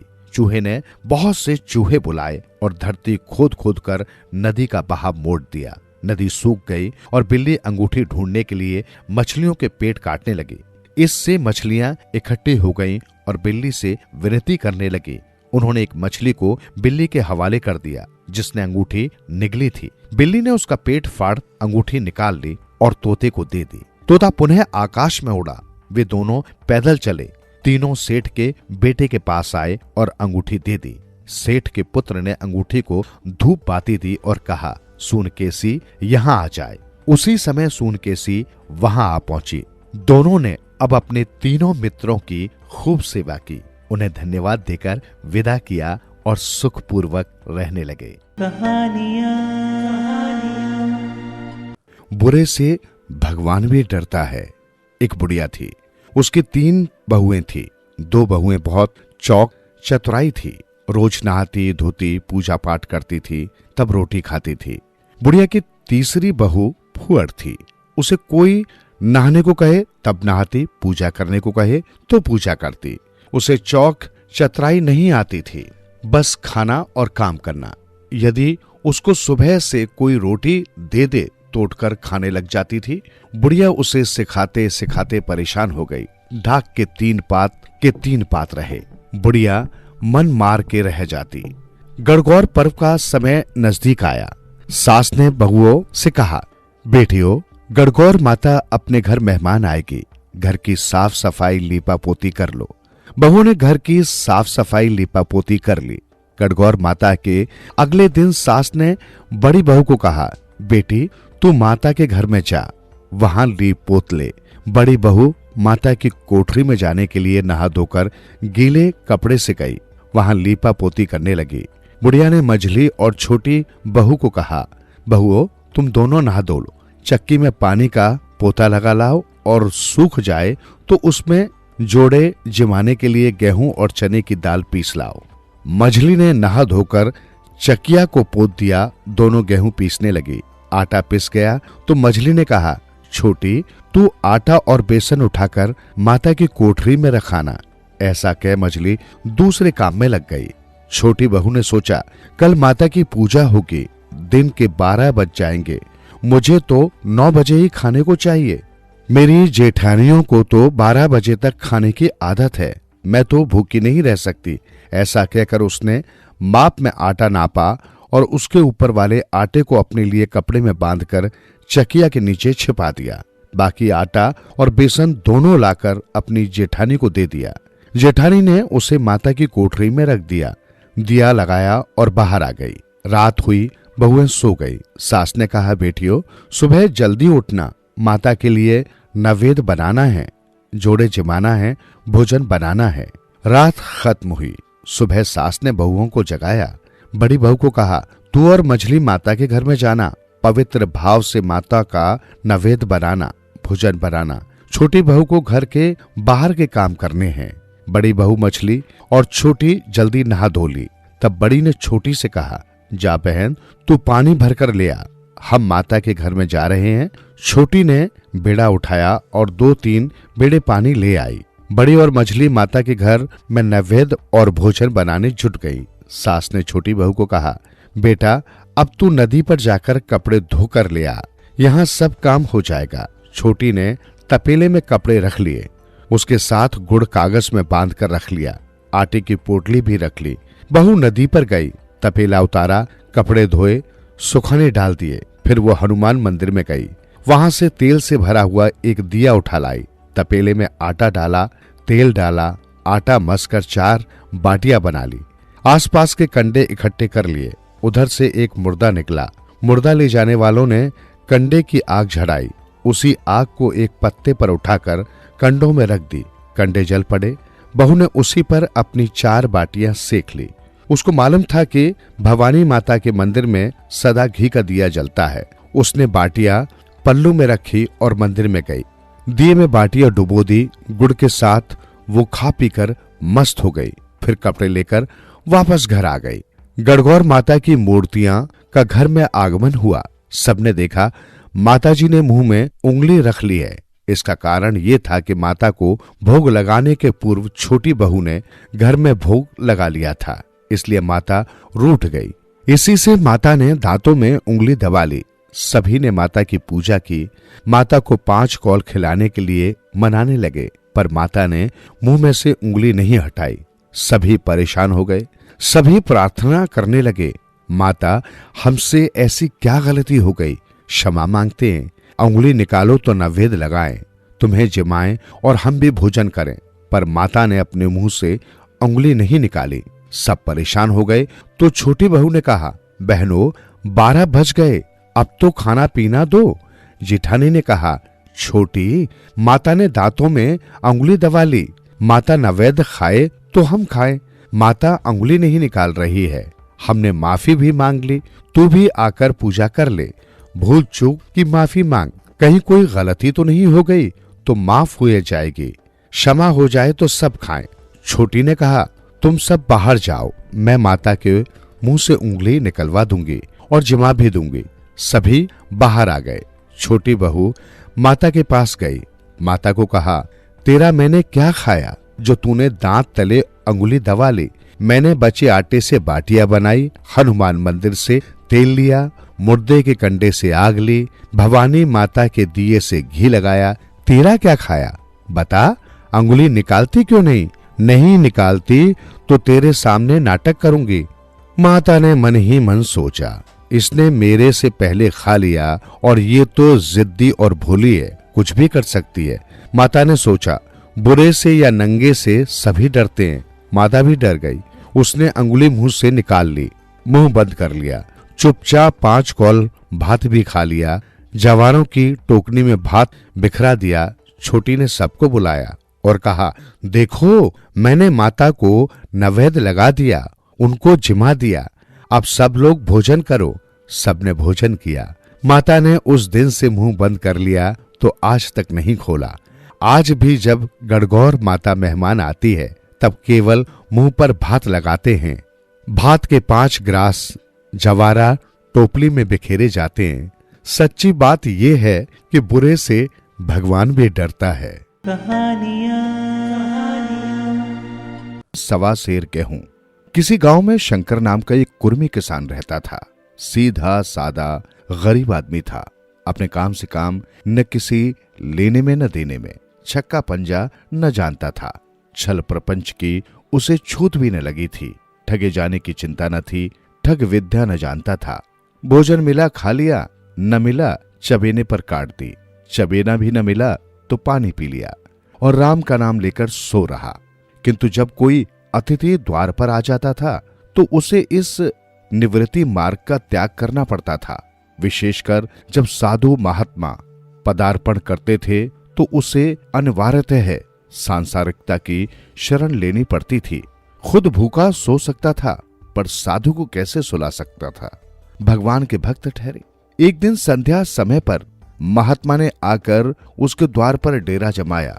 तेजस्वी मूर्ति थी, पीतांबर गले में, जटा सिर पर, पीतल की कमंडल हाथ में, खड़ाऊ पैर में, ऐनक आंखों पर। संपूर्ण वेश उन महात्माओं का सा था जो रईसों के प्रसादों में तपस्या, हवाबाजियों पर देव स्थानों की परिक्रमा और युग सिद्धि प्राप्त करने के लिए रुचिकर भोजन करते थे।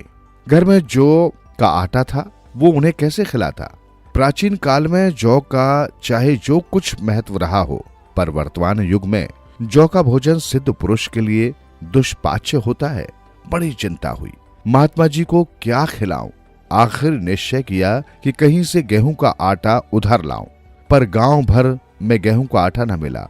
गांव में सब मनुष्य थे, देवता एक भी न था, अतः देवताओं का पदार्थ कैसे मिलता।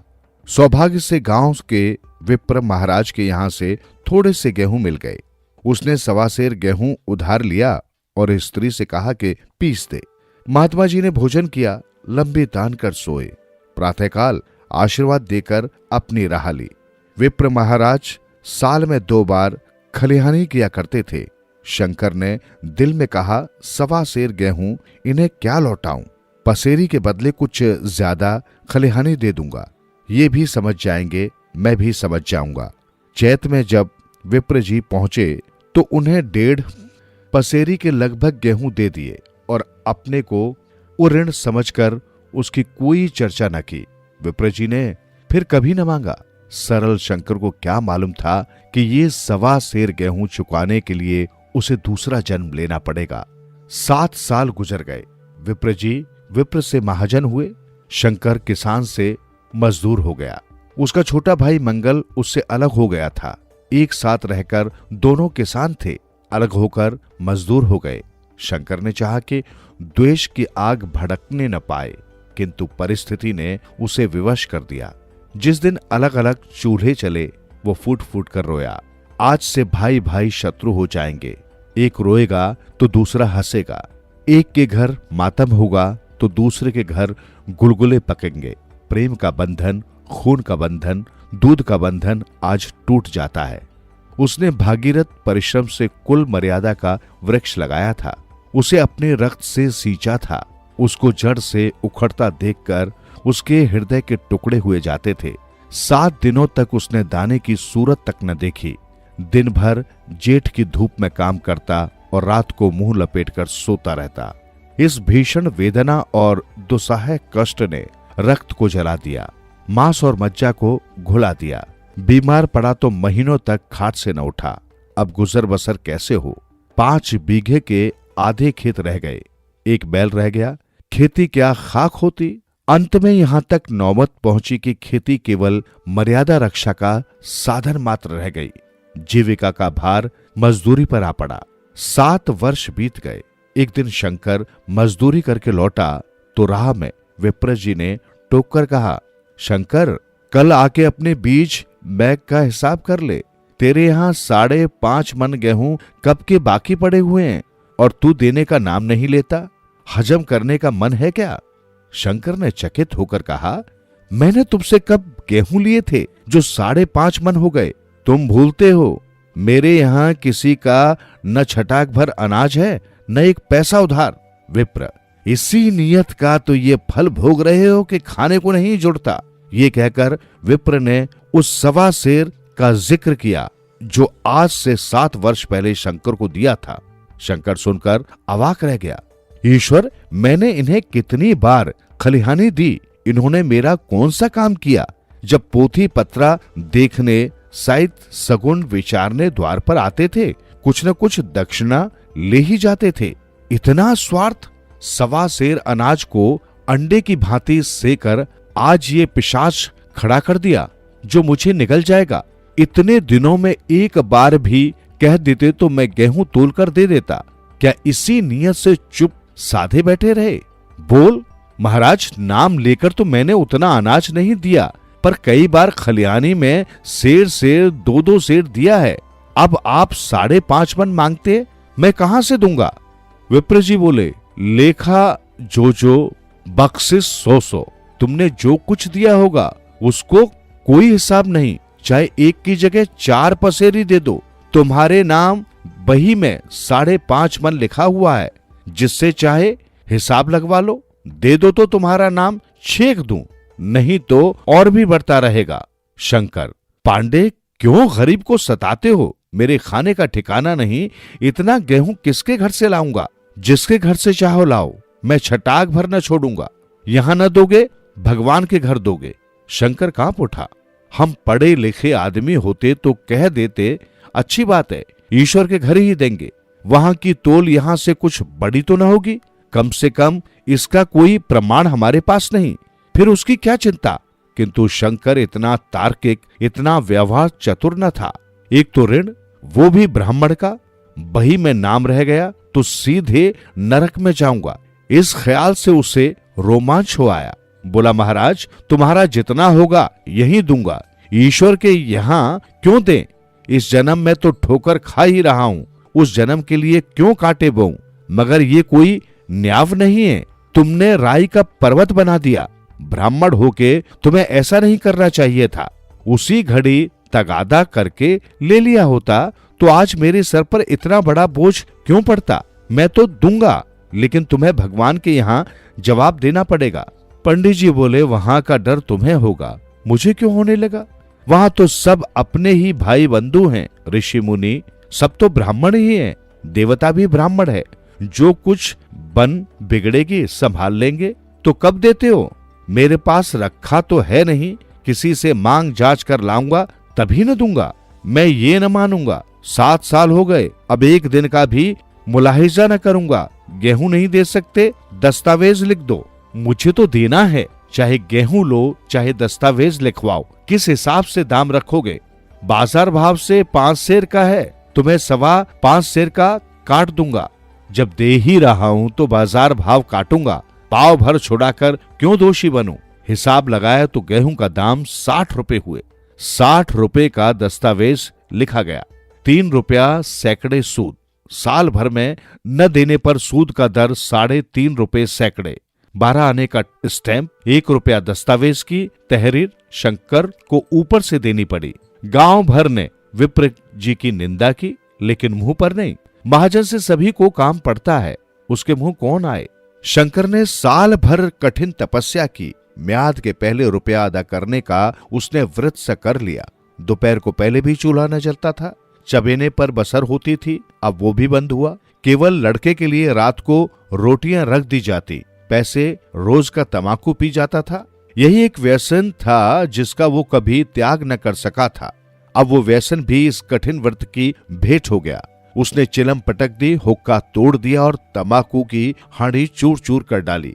कपड़े पहले ही त्याग की चरम सीमा तक पहुंच चुके थे, अब वो प्रकृति की न्यूनतम रेखाओं में आबद्ध हो गए। शिशिर की अस्थि बेधक शीत को उसने आग ताप कर काट दिया। इस ध्रुव संकल्प का फल आशा से बढ़कर निकला। साल के अंत में उसके पास 60 रुपए जमा हो गए। उसने समझा, पंडित जी को इतने रुपए दे दूंगा और कहूंगा, महाराज बाकी रुपए भी जल्द ही आपके सामने हाजिर करूंगा। 15 रुपए की तो और बात है, क्या पंडित जी इतना भी नहीं मानेंगे? उसने रुपए लिए और ले जाकर पंडित जी के चरण कमलों पर अर्पण कर दिए। पंडित जी ने विस्मित होकर पूछा, किसी से उधार लिए क्या? नहीं महाराज, आपकी असीम कृपा से ये सब हुआ है। लेकिन ये तो 60 रुपए हैं। हाँ महाराज, इतने अभी लीजिए, बाकी 2-3 महीने में दूंगा। मुझे उऋण कर दीजिए। उऋण तो तभी होगे जब मेरी कौड़ी कौड़ी चुका दोगे। जाकर मेरे 15 रुपए लाओ। महाराज इतनी दया करो, अब सांझ की रोटियों का भी ठिकाना नहीं है। गांव में हूं तो कभी न कभी दे ही दूंगा। मैं ये रोग नहीं पालता, न बहुत बातें करना जानता हूं। अगर पूरे रुपए न मिलेंगे तो आज से 3.5 रुपए सैकड़े का ब्याज लगेगा। अपने रुपए चाहे अपने घर में रखो, चाहे मेरे यहां छोड़ जाओ। अच्छा, जितना लाया हूं उतना रख लीजिए। जाता हूं, कहीं से 15 रुपए और लाने की फिक्र करता हूं। शंकर ने सारा गांव छान मारा, मगर किसी ने रुपए न दिए। इसलिए नहीं कि उसका विश्वास न था या किसी के पास रुपया न था, बल्कि इसलिए कि पंडित जी के शिकार को छेड़ने की किसी में हिम्मत न थी। क्रिया के पश्चात प्रतिक्रिया, नियम है ये। शंकर साल भर एक तपस्या करने पर जब ऋण से मुक्त होने में सफल न हो सका तो उसका संयम निराशा के रूप में परिणित हो गया। उसने समझ लिया कि जब इतना कष्ट सहने पर भी साल भर में 60 रुपए से अधिक जमा न कर सका तो अब और कौन सा उपाय है जिसके द्वारा उसने दूने रुपए जमा हों। जब सिर पर ऋण का बोझ ही लादना है तो क्या मन का और क्या सवा मन का। उसका उत्साह क्षीण हो गया, मेहनत से घृणा हो गई। आशा उत्साह की जननी है। आशा में तेज है, बल है, जीवन है।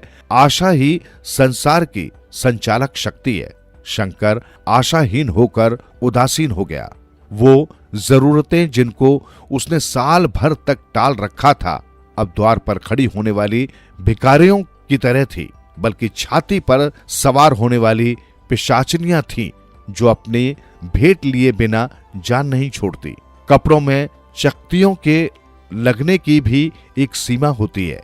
अब शंकर को चिट्ठा मिलता तो वो रुपए जमा न करता, कभी कपड़े लाता, कभी खाने को कोई वस्तु। जहां पहले तंबाकू ही पिया करता था, वहां अब गांजे और चरस का चस्का भी लगा। उसे अब रुपए अदा करने की कोई चिंता न थी, मानो उसके ऊपर किसी का एक पैसा नहीं आता। पहले जूड़ी चढ़ी होती थी, पर वो काम करने अवश्य जाता था। अब काम पर न जाने के लिए बहाना खोजा करता। इस भांति 3 वर्ष निकल गए। विप्रजी महाराज ने एक बार भी तकाजा न किया। वो चतुर शिकारी की भांति अचूक निशाना लगाना जानते थे। पहले से चौकन्ना करना उनकी नीति के विरुद्ध था। एक दिन पंडित जी ने शंकर को बुलाकर हिसाब दिखाया। 60 रुपए जो जमा थे, वो मिनाह करने पर भी शंकर के जिम्मे 120 रुपए निकले। इतने रुपए तो उसी जन्म में दे दूंगा, इस जन्म में नहीं हो सकते। मैं इसी जन्म में लूंगा। बोलने से ही सूद तो देना ही पड़ेगा। एक बैल है, वो ले लीजिए। एक झोपड़ी है, वो ले लीजिए। और मेरे पास क्या रखा है? मुझे बैल बधिया लेकर क्या करना है? मुझे देने को तुम्हारे पास बहुत कुछ है। और क्या है महाराज? कुछ नहीं है, तुम तो हो। आखिर तुम भी कहीं मजदूरी करने जाते ही हो। मुझे भी खेती के लिए मजदूर रखना ही पड़ता है। सूद में हमारे यहाँ काम किया करो, जब सुविधा हो मूल दे देना। सच तो यूं है कि जब तुम किसी दूसरी जगह काम करने नहीं जा सकते, तब तक मेरे रुपए नहीं चुका सकते। तुम्हारे पास कोई जायदाद नहीं है। इतनी बड़ी गठरी में किस एतवार पर छोड़ दूं? कौन किसका जिम्मा लेगा कि तुम मुझे महीने महीने सूद देते जाओगे?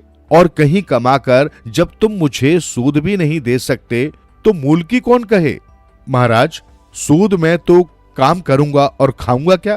तुम्हारी घरवाली है, लड़के हैं, क्या वे हाथ पांव कटा के बैठेंगे?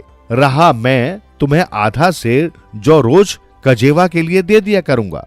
ओढ़ने को साल में एक कंबल पा जाओगे, एक मिर्जाई भी बना दिया करूंगा। और क्या चाहिए?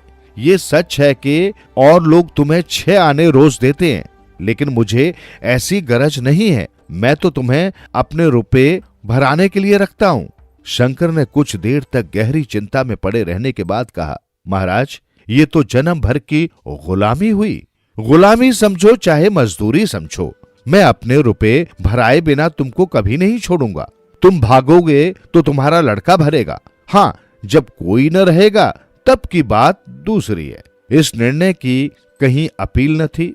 मजदूर की जमानत कौन करता? कहीं शरण न थी। भागकर कहां जाता? दूसरे दिन उसने विप्र जी के यहाँ काम करना शुरू कर दिया। 1.25 सेर गेहूं की बदौलत उम्र भर के लिए गुलामी की बेड़ी पैरों में डालनी पड़ी। उस अभागे को अब अगर किसी विचार से संतोष होता था तो ये था कि वो मेरे पूर्व जन्म का संस्कार है। स्त्री को वे काम करने पड़ते थे जो उसने कभी न किए थे। बच्चे दाने दाने को तरसते थे, लेकिन शंकर चुपचाप देखने के सिवा और कुछ न कर सकता था। गेहूं के दाने किसी देवता के शाप की भांति आजीवन उसके सिर से न उतरे। शंकर ने विप्र जी के यहाँ 20 वर्ष तक गुलामी करने के बाद इस दुस्सार संसार से प्रस्थान किया। 120 रुपए अभी तक उसके सर पर सवार थे। पंडित जी ने उस गरीब को ईश्वर के दरबार में कष्ट देना उचित न समझा। इतने अन्याय नहीं, इतने निर्दय वे न थे। उसके जवान बेटे की गर्दन पकड़ी आज तक वो विप्र जी के यहाँ काम करता है। उसका उद्धार कब होगा भी या नहीं, ईश्वर ही जाने। इस वृत्तांत को कपोल कल्पित न समझिए, ये सत्य घटना है। ऐसे शंकरों और ऐसे विप्रों से दुनिया खाली नहीं है। पाप और पुण्य। मधुपुर का ये जंगल इस क्षेत्र का सबसे बड़ा जंगल माना जाता था। अक्सर लोग इस जंगल को पार करते हुए डरते थे। क्योंकि इसमें कई किस्म के खूनी जानवर रहते थे, जिनमें अधिकांश नरभक्षी थे। इसी जंगल में एक शेर भी रहता था, जिसके 3 स्वार्थी मित्र थे, एक गीदड़, एक भेड़िया और एक कौआ। इन तीनों ने शेर से इसलिए मित्रता की थी कि शेर जंगल का राजा था। उससे मित्रता करने से कोई शत्रु उनकी ओर आंख उठाकर भी नहीं देख सकता था। यही कारण था कि वे तीनों शेर की हर बात मानते थे, उनकी हां में हां मिलाने के लिए तैयार रहते थे। एक बार एक ऊंट अपने साथियों से बिछुड़कर इस जंगल में आ गया। इस घने जंगल में उसे बाहर निकलने का कोई रास्ता नहीं मिल रहा था। पीठ पर बोझा और साथ में ये घना जंगल। ऊंट बेचारे का तो बुरा हाल हो रहा था। वो सोच रहा था कि कहां जाए, किधर जाए। दूर दूर तक उसे कोई अपना नजर नहीं आ रहा था। इत्तेफाक की बात है कि उस ऊंट पर शेर के इन तीनों मित्रों की नजर पड़ गई। गीदड़ तो चालाकी और होशियारी में अपना जवाब नहीं रखता। उसने जैसे ही इस मोटे ताजे ऊंट को जंगल में अकेला भटकते देखा तो उसके मुंह में पानी भर आया। उसने भेड़िए और कौए से कहा, दोस्तों, यदि शेर इस ऊंट को मार दे तो हम कई दिनों तक आनंद से बैठकर अपना पेट भर सकते हैं। कितने दिन आराम से कट जाएंगे। हमें कहीं भी शिकार की तलाश में नहीं भटकना पड़ेगा। भेड़िए और कौए ने मिलकर गीदड़ की हां में हां मिलाई और उसकी बुद्धि की प्रशंसा करते हुए बोले, वाह वाह दोस्त, क्या योजना बनाई है। इस परदेसी ऊंट को तो शेर 2 मिनट में मार गिराएगा। वो इसका सारा मांस नहीं खा पाएगा, बाकी सब माल तो अपना ही होगा। गीदड़, भेड़िया और कौआ खूब कुटिलता से हंसने लगे। उन तीनों के मन में कूट कूट कर पाप भरा हुआ था। सीधा सादा ऊंट बेचारा, क्या जाने कि इस संसार में लोग कैसे कैसे पाप करते हैं। तीनों षड्यंत्रकारी मिलकर अपने मित्र शेर के पास पहुंचे और बोले, आज हम आपके लिए एक शुभ समाचार लेकर आए हैं। क्या समाचार है मित्रों, शीघ्र मुझे बताओ। महाराज, हमारे जंगल में एक बहुत बड़ा ऊंट आया हुआ है। शायद वो काफिले से बिछुड़ गया है और अपने साथियों के बिना भटकता फिर रहा है। यदि आप उसका शिकार कर लें तो आनंद आ जाए। क्या मांस है उसके शरीर पर, मांस से भरा पड़ा है उसका शरीर। देखा जाए तो अपने जंगल में मांस से भरे शरीर वाले जानवर है ही कहां। केवल हाथियों के शरीर ही मांस से भरे रहते हैं, मगर हाथी अकेले आते कहां हैं। जब भी आते हैं झुंड के झुंड। उन्हें मारना कोई सरल बात नहीं। शेर ने उन तीनों की बातें सुनी, फिर अपनी मूंछों को हिलाते हुए गुर्राया, ओ मूर्खों, क्या तुम ये नहीं जानते कि हम इस जंगल के राजा हैं। राजा का धर्म है न्याय करना, पाप और पुण्य के दोषों तथा गुणों का विचार करके पापी को सजा देना, पूरी प्रजा को सम्मान की दृष्टि से देखना। मैं भला अपने राज्य में आए उस ऊंट की हत्या कैसे कर सकता हूँ। घर आए किसी भी मेहमान की हत्या करना पाप है, इसलिए तुम जाकर इस मेहमान को सम्मान के साथ हमारे पास लाओ। शेर की बात सुनकर उन तीनों को बहुत दुख हुआ। उन तीनों ने भविष्य के इतने सपने देखे थे। खाने का कई दिन का प्रबंध, ऊंट का मांस, सब कुछ शेर ने चौपट कर दिया था। ये कैसा मित्र था जो पाप और पुण्य के चक्कर में पड़कर मित्रता को भूल गया। वे मजबूर थे, क्योंकि उन्हें पता था कि शेर की दोस्ती छोड़ते ही उन्हें कोई नहीं पूछेगा। मरते क्या न करते वाली बात थी। अब तीनों मिलकर उस भटकते हुए ऊंट के पास पहुंचे और उसे अपने मित्र तथा जंगल के राजा की ओर से मित्रता का संदेश देते हुए कहा कि हमारे राजा ने आपको बुलाया है। आज रात आप हमारे राजा के घर ही भोजन करेंगे। ऊंट तो बेचारा इस जंगल में कब का भटक रहा था। थकान के कारण उसका बुरा हाल हो रहा था। जैसे ही उसने ये सुना कि शेर ने उसे अपने घर पर बुलाया है तो वो डर के मारे कांप उठा, क्योंकि उसे पता था कि शेर मांसाहारी जानवर है और जंगल का राजा भी। उसके सामने जाकर तो कोई भी नहीं बच सकता। उसकी आंखों में मौत के साए थिरकने लगे। मौत उसके चारों ओर नाच रही थी। शेर की बात न मानना भी मौत है, मानने में भी मौत का डर है। यदि इन दोनों से बच निकलने में वो सफल हो गया तो इस जंगल में ही भटकता फिरेगा और कोई भी जंगली जानवर उसे मारकर खा जाएगा।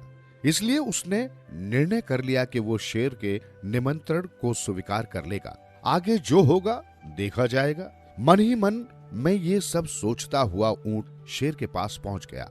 उसका मन अब भी अंदर से डरा हुआ था। वो बार बार सोच रहा था कि कहां वो खूनी और जंगल का राजा शेर और कहां मैं ऊंट। शेर ने घर आए मेहमान का मित्र की भांति स्वागत किया तो ऊंट का भी भय जाता रहा और उसने अपनी शरण में पनाह देने का उसे बहुत बहुत धन्यवाद दिया। शेर ने हंसकर कहा, मित्र, तुम बहुत दूर से आने के कारण काफी थके हुए लगते हो, इसलिए मेरी गुफा में ही आराम करो। मैं और मेरे साथी तुम्हारे लिए भोजन का प्रबंध करने जाते हैं। समय बहुत बलवान है, किस पल क्या हो जाए कुछ पता नहीं चलता। शेर शिकार के लिए निकला तो गीदड़, भेड़िया और कौआ भी उसके साथ थे। वे तीनों शेर के पीछे पीछे चल रहे थे। शेर सबसे आगे था।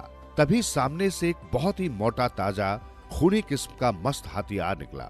शेर को शिकार की तलाश थी। वो हाथी को देखते ही पूरी ताकत से दहाड़ा।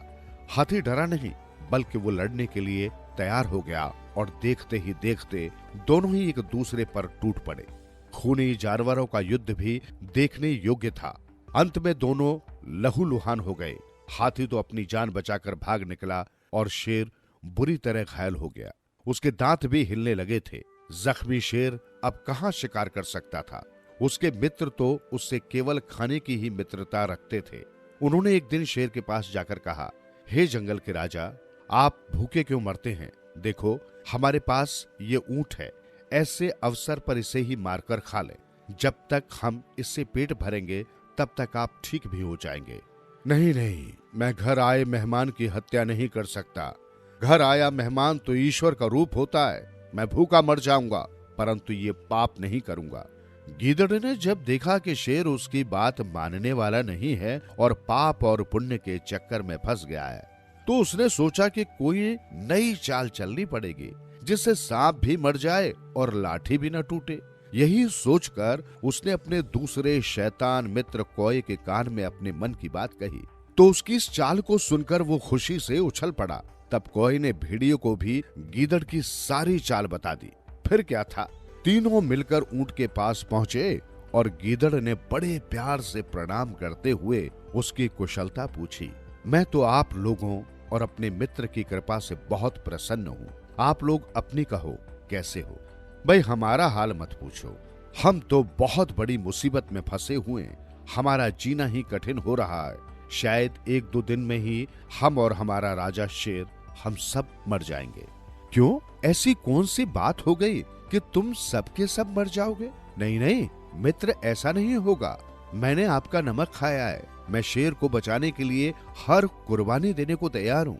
देखो मित्र, शेर जख्मी भी है और भूखा भी। तुम तो जानते हो कि मांस के बिना उसका पेट नहीं भरेगा। वो तुम्हें इसलिए नहीं मारेगा क्योंकि तुम उसके मेहमान हो। हाँ, यदि तुम स्वयं शेर के पास जाकर ये कह दो कि मैं खुशी से अपने आप को तुम्हारे हवाले करता हूँ, ऐसे अवसर पर दोस्त ही दोस्त के काम आता है, तो शेर शायद मान जाए। लेकिन एक शर्त ये भी है। क्या?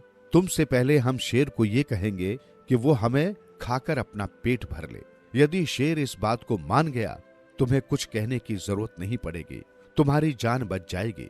फिर हमारे बाद तुम शेर की सेवा करोगे। बोलो, ये शर्त मंजूर है? हाँ दोस्तों, मुझे मंजूर है। मैं अपने मित्रों के साथ हूँ, उनकी हर बात मानने को तैयार हूँ। तुम लोगों ने ही तो मुझे सहारा देकर मेरी जान बचाई है। अब यदि मैं इस जान को अपने मित्र पर कुर्बान कर दूं, तो मुझे इसका कोई दुख नहीं होगा। ऊंट की ये बात सुनकर तीनों बहुत खुश हुए। गीदड़ ने भेड़िए को आंख से इशारा करके धीरे से कहा, फंस गया मूर्ख। अब चारों इकट्ठे होकर जख्मी शेर के पास पहुंचे। शेर बेचारा गुफा के अंदर भूखा प्यासा पड़ा था। शरीर पर इतने घाव थे कि दर्द के मारे उसका बुरा हाल हो रहा था। आओ मेरे मित्रों, आओ, पहले ये बताओ कि हमारे भोजन का कोई प्रबंध हुआ या नहीं? नहीं महाराज, हमें इस बात का बहुत दुख है कि हम सब मिलकर भी आपके खाने का प्रबंध नहीं कर सके, लेकिन अब हम आपको भूखा भी नहीं मरने देंगे। कौए ने आगे बढ़कर कहा। लेकिन ये कैसे संभव हो सकता है? शेर ने कौए की ओर देखकर पूछा। महाराज, आप मुझे खाकर अपनी भूख मिटा लें। इससे अच्छी बात और क्या होगी कि मेरा ये तुच्छ शरीर आपके किसी काम आ जाए। कौए की बात सुनकर गीदड़ ने भी जोश में आकर कहा, अरे जरा से कौए पीछे हट। तेरे को खा लेने से क्या हमारे महाराज का पेट भरेगा? नहीं, ये संभव नहीं। मैं तुम्हें अपनी आंखों के सामने मरते भी नहीं देख सकता। अच्छा, तो यही होगा। हमारे महाराज तुम्हें खाकर अपना पेट भर ले। मेरा क्या है, गीदड़ की बात सुनकर भेड़िया अपने स्थान से उठकर आगे आया और बोला, भैया गीदड़, तुम्हारे शरीर पर भी इतना मांस कहाँ है जो हमारे महाराज का पेट भर जाए। वो चाहे तो मुझे पहले खाएं।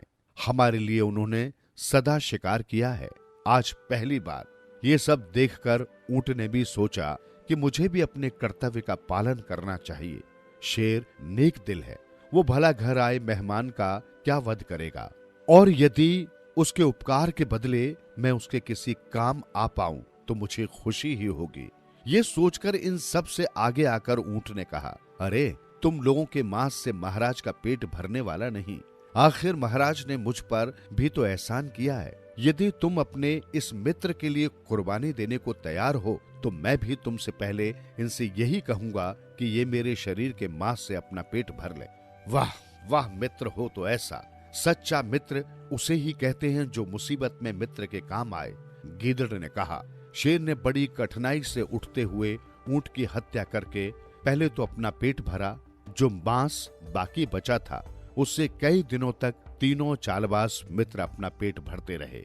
इस कहानी से हमें ये शिक्षा मिलती है कि हमें किसी की चिकनी चुपड़ी बातों में आकर भावुक नहीं होना चाहिए, बल्कि पहले अपने जीवन के बारे में सोचना चाहिए। गीदड़ की भांति ही चालबाज मित्र अक्सर मिल जाते हैं, जो मन के तो खोटे होते हैं और जुबान के बहुत मीठे। ऐसे दोस्तों की बातों में न आकर पहले सत्य की गहराई में जाकर देखो, सोचो, समझो। जीवन हंसी खेल भी नहीं जिसे भावुकता की बेदी पर कुर्बान कर दिया जाए। चालाक प्रेमी। रामगढ़ राज्य में चंद्रगुप्त नाम का राजा राज्य करता था। उसका पुत्र महेंद्र गुप्त काफी सुशील और गुणवान होने के साथ साथ काफी साहसी भी था। चंद्रगुप्त को अपने बेटे पर काफी गर्व था, लेकिन एक दिन राजा चंद्रगुप्त ने अपने पुत्र को किसी दोष के कारण देश निकाला दे दिया। तब महेंद्र गुप्त ने जाने से पहले अपने महल में आकर रास्ते के लिए कुछ जरूरी सामान लिया। उस सामान में 4 लाल और कुछ रुपए थे। ये सारा सामान लेकर महेंद्र गुप्त ने सफर करना प्रारंभ किया। जब वो अपने शहर से कुछ दूर पहुंचा तो उसे एक साधु का आश्रम दिखाई दिया। महेंद्र गुप्त उस साधु को दंडवत प्रणाम करके एक तरफ बैठ गया। तब उस साधु ने पूछा, बच्चा तुम कौन हो और यहाँ कैसे आए हो? महाराज, मैं राजा चंद्रगुप्त का पुत्र महेंद्र गुप्त हूँ। मुझे मेरे पिता ने देश निकाला दे दिया है, इसलिए मैं परदेश जा रहा हूँ। रास्ते में आपका आश्रम दिखाई दिया तो मेरे मन में आया कि आपके दर्शन भी करता चलूं। महेंद्र गुप्त ने नम्रता पूर्वक कहा। साधु ने महेंद्र गुप्त की बात सुनकर कहा, वत्स, तुम नेक इंसान हो और परदेश जा रहे हो, इसलिए हम तुम्हें 4 बातें बताते हैं। उन बातों पर अवश्य अमल करना। परदेश में ये बात तुम्हारे अवश्य ही काम आएगी। साधु ने उसे 4 बातों का निर्देश दिया। एक तो ये कि परदेश में एक से भले 2 होते हैं। दूसरी बात, परदेश में दूसरे के हाथ का बना खाना मत खाना। अगर खाना भी पड़े तो पहले किसी जानवर को खिला देना।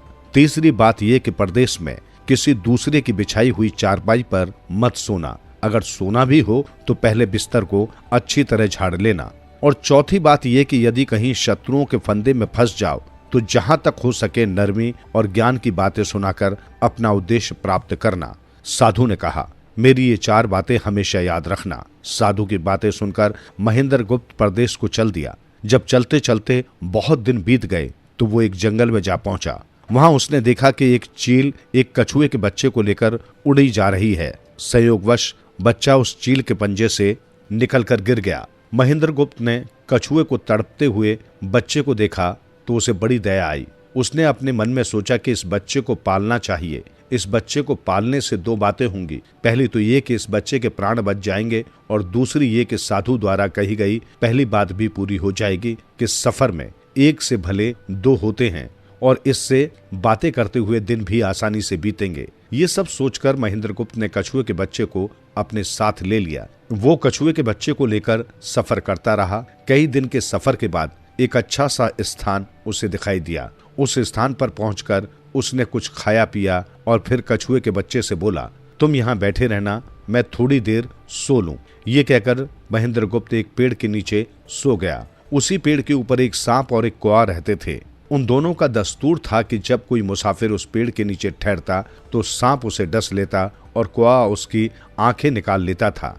जब महेंद्र गुप्त सो गया तो उस सांप ने आकर उसे डस लिया और स्वयं पेड़ पर चढ़ गया। कुछ देर बाद जब कछुए की नजर महेंद्र गुप्त पर पड़ी तो वो उसे मरा हुआ देखकर बहुत घबराया और महेंद्र गुप्त के सिर पर बैठकर रोने लगा। तभी कौवा भी पेड़ से नीचे उतरा और जैसे ही उसने महेंद्र गुप्त की आंख निकालनी चाहिए वैसे ही कछुए ने झपट कर कौवे की गर्दन को मुंह से पकड़ लिया। कौवे ने बहुत जोर लगाया मगर कछुए ने उसे नहीं छोड़ा। तब कौवे ने सांप को पुकारा। कौवे की आवाज सुनकर सांप आ गया। उसने बड़े जोर से कछुए की पीठ पर डंक मारा परंतु कछुए ने अपना मुंह भीतर कर लिया। सांप ने कई बार कछुए की पीठ पर डंक मारा किंतु हर बार कछुआ अपना मुंह अंदर करता रहा और उसका कुछ नहीं बिगड़ा। जब कछुए पर सांप का बस नहीं चला तो उसने कछुए से कहा, तुम मेरे मित्र को छोड़ दो, तूने मेरे मित्र को डसा है इसलिए मैं भी तेरे मित्र की जान लूंगा। कछुए ने कहा, तू मेरे मित्र को छोड़ दे तो मैं तेरे मित्र को जीवित कर दूंगा। ये कहकर सर्प ने काटी हुई जगह पर मुंह रखकर महेंद्र गुप्त के शरीर से विष खींच लिया और फिर बोला, अब तो मेरे मित्र को छोड़ दे। अपने मित्र का विष उतरते देखकर कछुए ने कौवे को छोड़ दिया। जब महेंद्र गुप्त को होश आया तो उसने अपने मित्र को सांप के डसने का सारा हाल सुनाया। ये सुनकर महेंद्र गुप्त ने मन में सोचा कि साधु की एक बात तो काम आई कि एक से भले दो होते हैं। वो फिर आगे बढ़ा और कुछ दिनों के बाद समुद्र के किनारे जा पहुंचा। तब कछुए के बच्चे ने कहा, मित्र मेरा देश आ गया है, यदि आप आज्ञा दें तो मैं अपने माता पिता से मिल आऊं। उनसे बिछड़े बहुत दिन हो गए हैं, वे बहुत दुखी होंगे। महेंद्र गुप्त ने उसे जाने की आज्ञा दे दी और स्वयं रात को वहीं समुद्र के किनारे उस जंगल में ठहर गया। उस जंगल में एक ठग परिवार रहता था। ठग की 2 लड़कियां और 4 बेटे थे। उसकी बड़ी बेटी ज्योतिष विद्या जानती थी। वो अपने पिता से बोली, ऐसा प्रतीत होता है कि इस जंगल में एक मुसाफिर आया हुआ है। उस मुसाफिर के पास 4 लाल हैं। यदि तुम लोग उस मुसाफिर को यहाँ ले आओ तो उससे लाल लेना मेरा काम है। यदि वे लाल हमको मिल गए तो जन्म भर के लिए निहाल हो जाएंगे, परंतु उस मुसाफिर को मारना मत, उसे जीवित ही पकड़ कर लाओ। ये सुनकर बाप बेटे उसकी तलाश में निकल पड़े। थोड़ी देर बाद उन्होंने देखा कि एक आदमी एक पेड़ के नीचे सो रहा है। उसे देखकर उन्होंने सोचा वो वही मुसाफिर है जिसके पास लाल है। वे उसे पकड़कर ले गए और अपनी बड़ी बेटी के हवाले कर दिया और बोले, इससे लाल निकलवाना अब तेरा काम है, तुम लोग चिंता मत करो, मैं इससे लाल निकलवा लूंगी। मगर जब ठग की छोटी बेटी ने महेंद्र गुप्त को देखा तो वो दिलो जान से उस पर आशिक हो गई। भाइयों के डर से कुछ कह तो न सकी लेकिन मन ही मन उसको बचाने की युक्ति सोचने लगी। कुछ देर बाद ठग को बड़ी बेटी ने खाना बनाया और उसमें जहर मिला दिया। यही खाना उसने महेंद्र गुप्त को परोस दिया। जब थाली महेंद्र गुप्त के सामने आई तो उसे साधु की कही दूसरी बात याद आई। उसने थाली में से थोड़ा सा भोजन निकालकर कुत्ते के सामने डाल दिया। उसे खाने को खाते ही कुत्ता मर गया। ये देखकर महेंद्र गुप्त ने भोजन नहीं किया। उसने अपने मन में सोचा कि साधु की दूसरी बात काफी कारगर सिद्ध हुई। अपनी इस चाल को असफल होते देखकर ठग की बेटी ने कच्चे सूत का पलंग तैयार करवाया और उसे एक ऐसे कुएं पर बिछाया जिसके नीचे आग सुलग रही थी। बड़ी बेटी ने महेंद्र गुप्त से कहा, आप उस पलंग पर जाकर सो जाइए।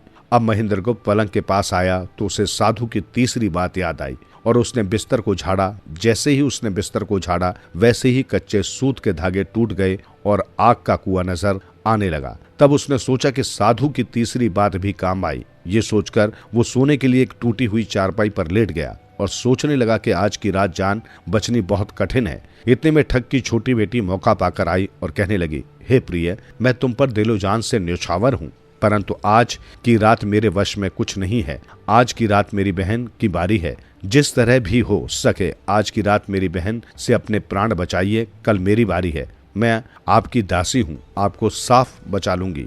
ये कहकर ठग की छोटी बेटी चली गई। जब सब खाना खा चुके तो ठग की बड़ी बेटी हाथ में कटार लेकर आई और क्रोध से बोली, ओ मुसाफिर, या तो अपने 4 लाल मुझे दे दे, नहीं तो मैं तुझको मार डालूंगी।